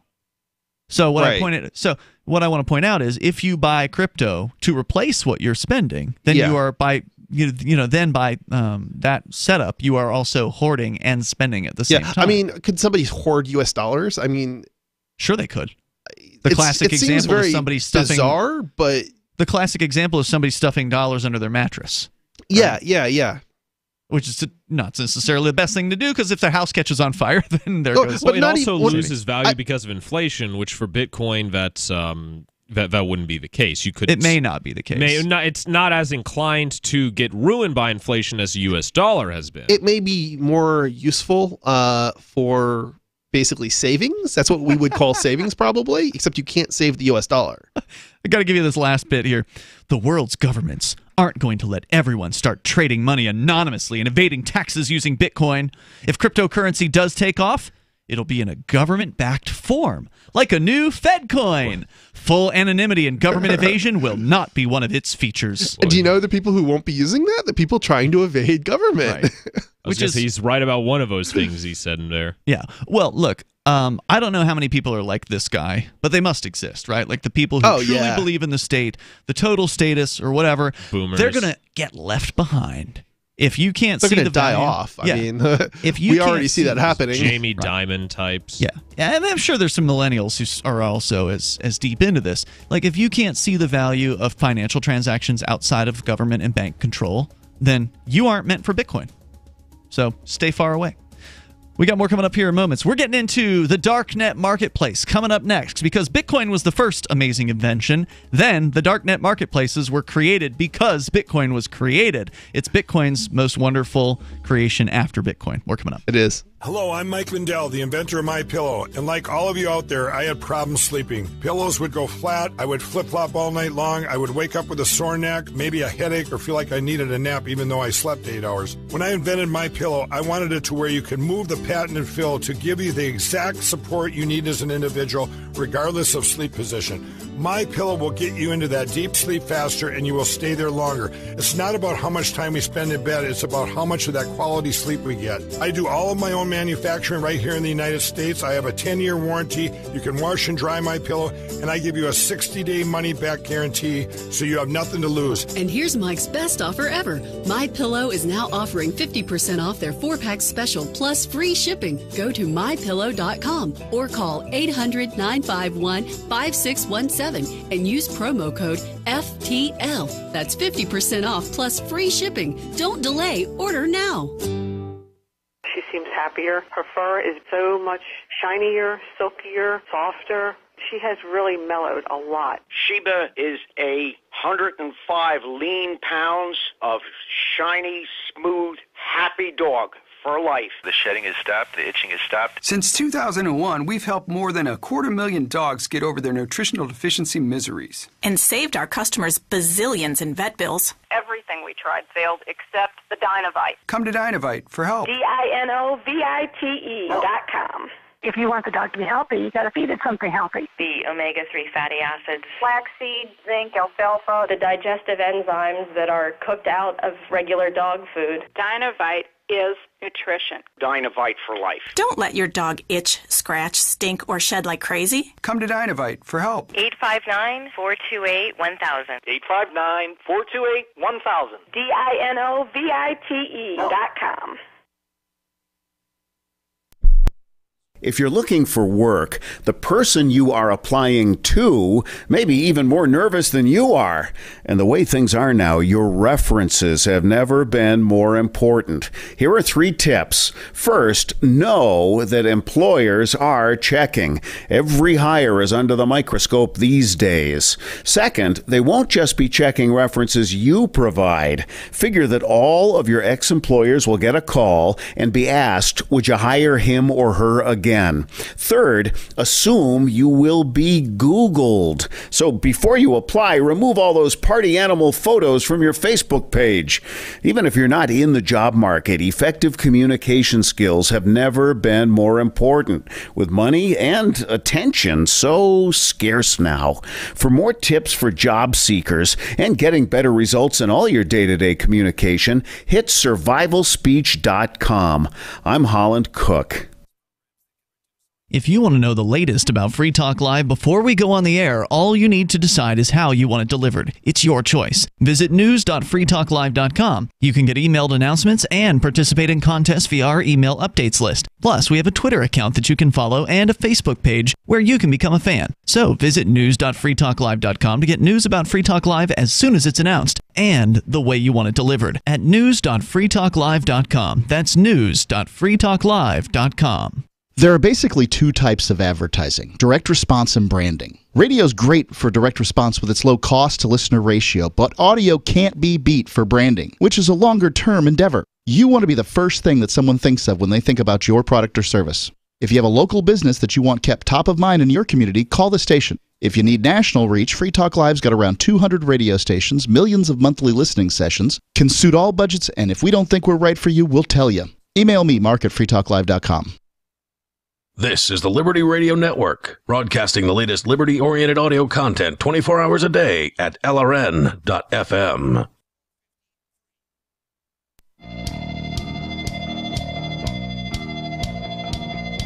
Free Talk Live. You can join us here. The toll-free number is 855-450-FREE. That's 855-450-3733. We've also got the Discord on-air call-in line rooms, where we'll be able to take your calls on into the next hour, because we've got an after show that's coming up on our Twitch server over at twitch.lrn.fm. You can watch that after 10 p.m. Eastern Time. We will kick that off. It'll be, I think Rich Paul's going to join you and I, Vincent, for that. And don't forget, you can join Chris over on his show. It took a week off because you were doing some traveling recently. Yeah. But Freedom Decrypted is coming back tomorrow. Yep. Here's where you say when. Saturday from 5 p.m. onward Eastern. Yeah. Eastern time over at freedomdecrypted.com. Is that right? Yes. Okay, so you go there, you can watch Chris and maybe another new co-host with you tomorrow. We I don't want to say who it is at this point because we don't know for sure yet. But yeah, tune in and you'll find out. The show is live, but if you don't catch it at 5, there will be downloads available as well. Video and audio. Yes, video downloads. and audio. freedomdecrypted.com. Check him out. Of course, Vincent hosts his own show, Questioning Authority, Thursday and Saturday nights on LRN.FM. Vincent, what website should you be plugging? Oh, shirefreemedia.com, definitely. shirefreemedia.com for more of Vincent as we continue here. So we talked a lot about Bitcoin. We, I think, overcame almost all the objections here tonight. But the first great creation that spawned from Bitcoin, in my opinion, was the Silk Road. And that on its own would be a 3-hour-long show if we just talked about the Silk Road and all the stories behind that. Unfortunately, Ross Ulbricht, its founder, is in prison for 2 life sentences plus 40 years. But of course, taking down the Silk Road and Ross didn't stop the dark net. Of course not. It didn't stop the black marketplace. And for those that don't know, the Silk Road was the world's first decentralized black market, or free market, if you will, because there were things that were legal that were sold there, but for the most part it was known for illegal drug sales. And after they took down the Silk Road, well, Silk Road 2.0 came out, which turns out was actually run by a Fed in the very beginning, but nonetheless, that's another story. But there were other sort of Me Too sites, and one of them was Dream Market. Yeah, Dream Market has actually been around a while, since 2013. Yeah, you're good. Which was the same year that Silk Road got taken down. Right. Yeah, so it's you know what I think it did? I think it expanded cryptocurrency usage beyond the tech sphere, because there certainly were a lot of businesses beginning to come on board in 2011, which was about the same time that BitPay started. Correct. Was founded. So I don't think it was just that Silk Road wasn't the only thing being developed. It certainly was one of the major applications that expanded its usage beyond the tech sphere, and expanded its coverage as well, because mainstream media started to pick up on the story of the Silk Road. And that mainstream media wasn't talking about BitPay at that time. It wasn't. There was no reason to. That's a good question. People buying drugs on the internet is a way bigger story than, here's how you can accept this new techno currency. There's probably some truth to that. Let's get into Dream Market. What's going on? And where's your story from? Here's I got a story from, let's see, where is this from? Of course, because I am on a phone, it doesn't actually... It's a minor curiosity. It's important to kind of know for the source purposes. I'm going to guess deep.web. That's one of the more popular... It probably... Dark. No, it's ZD. ZDNet. Okay, so it's funny when we actually name the sources of these stories. It's often like it's published in multiple places, so it's like, where's the real originating source? Hard to say. Yeah. In this case, the originating source would be Dream Market based on the news. But let's get into the news. What's going on? So the story is top dark web marketplace will shut down next month. So apparently, Dream Markets and Mins have announced that the site is going to shut down on April 30th, 2019. Wow. It's a month. It's a whole month from now, and it's interesting the shutdown, because this is not usually when the FBI, goes after, or the governments go after these sites. We find out after they've been shut down. That's correct. And so it's interesting that people are speculating that this is because the FBI took it over. That's stupid. That's not interesting. It's ignorant of how reality works. And let me explain why. Yeah. Kudos to Dream Market for doing this. This sets Dream Market in an elite class of darknet marketplaces. I've paid somewhat close attention to them over the years, just watching as they come and they go, and watching the stories on why they go and when they go, because they always go. They always go. And most of the time, a darknet market goes because either it gets raided and shut down, or there's what they call an exit scam. And an exit scam is where somebody will launch a darknet marketplace, and it'll be legit. It'll seem legit. Like, you can buy and sell things on there, no problem. People will do that for some amount of months, 6, 12 months, however long they run this thing for. And what happens with these darknet sites is most of them have wallets on the site that the user has to load with Bitcoin or other cryptocurrency. And then that balance is held on the site for the person to spend. Well, what happens is the exit scam is where the site operator's like, all right, we got $2 million worth of Bitcoin in our wallets. Shut it down. And then they walk away with all the money that was in those wallets. These guys are saying, hey, we're shutting down in a month. You now have a month to get your money out of our site. Here's what I'm curious about. And you may be more familiar with this, but didn't Dream Market get set up differently so that they're not actually holding the cryptocurrency? Or am I mistaken about that? There are some sites like that now, but I don't believe Dream Market is one. Okay. I've been on and looked at Dream Market, because it's legal to go on a darknet market site. You can go on them. But you're not a lawyer, some of the things. I'm not an attorney. You're not giving legal advice. Thank you. Good point. It may not be legal in your jurisdiction, but in the United States, it's still a free speech exercise to go and look at a site like that, as I understand it.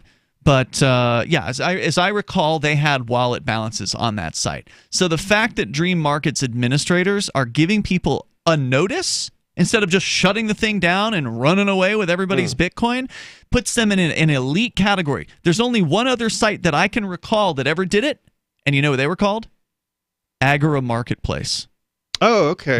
Do you ever remember hearing about that one? Yeah, I do. They're not around though, right? No. Well, somebody relaunched an Agora Marketplace, I think sometime within the last year or two, and I kind of went to take a peek at it, and I wasn't sure. You can never know if it's the same people, right? Like they have the same graphics, but that doesn't mean anything. You have no idea who's running the site, and I don't think it's stuck around. So I don't know. Yeah, the only way you would know is if they had a public a signature and they signed it with the same. Yeah, I don't know if they did. I don't think they did. Private key, I guess. But that's huge. And Agora Marketplace did the same thing, where they gave their users a notice. They said, "We're shutting down." The reasons why we're shutting down we can't get into, but things are getting a little hot. You know what also makes this interesting is if assuming it's not an FBI, some sort of FBI sting operation or whatever, something happened, right? Mm-hmm. It'll be the first marketplace that shut down, and presumably the operators didn't get arrested. And no, it's not the first. Agora Marketplace is the first. Okay, let me rephrase this. That wasn't a major. It was absolutely major. Oh, was it? Okay. Oh, yeah. Oh, okay. Agora Marketplace was the go-to marketplace, in my opinion, after the Silk Road. Okay, so I was thinking that this was like the first big site to shut down, and the people didn't get arrested. This is the second one. Okay, basically. that's really cool. To know that there's actually, because there's always people saying, oh, the government will get it, the government will shut it down, and it's like, well, hold on, is that always the case? Because there are certainly better setups than others. It's either exit scam or government shutdown. Yeah, it's 90% of the time. It's interesting. There are certainly sites out there that it's actually quite surprising on the dark web that have not been shut down and have been operating as long as, since 2013. Sure. And yeah, that's a long run. And there are sites that are like, there's no way that a site could be operating that long if Tor and everything else was so insecure. You could say about Dream Market, though, that they are one of the longest running, maybe the longest running. Because again, 2013, I don't know if anything else still running today was started in 2013. Yeah. I don't think that there was. So you could maybe give it the trophy for being the longest running and that they exited in an honorable fashion. So that's pretty big. 6 years. That's a pretty long stretch. That's a long run. And kudos to them for doing this because, like I said, most operators are just going to cut and run. Yeah. Or they're going to get arrested. Yep. And so either way. Let's get into the story a little bit. Dream Market, today's top dark marketplace, announced plans to shut down April 30th next month. The announcement came on the same day that Europol, FBI, and DEA officials announced tens of arrests and massive crackdown on dark web drug trafficking. That'll stop it. Yeah, but this isn't this isn't saying that they got caught, though. No. The timing of the 4 announcements immediately sent, it's easier to go after the This is a good time to shut down. Yeah, perfect timing. timing. If the heat's coming on you in the drug dealing world, you take it easy. You get out. You get out while you're ahead. Right. And in this case, it sounds like they did. And that's awesome. And thanks for bringing that story in tonight because I'd heard it through the rumor mill, but it's really nice to see it. I wanted to make sure we gave them kudos for what they did because they didn't have to. It's the darknet. Nobody knows who runs the market, so they didn't have to do that. So that's the honorable way to do it. Following in Agora Market's footsteps. We'll see you tomorrow night online in the meantime, freetalklive.com. If you're on Twitch, stick with us at twitch.lrn.fm for the after show coming up.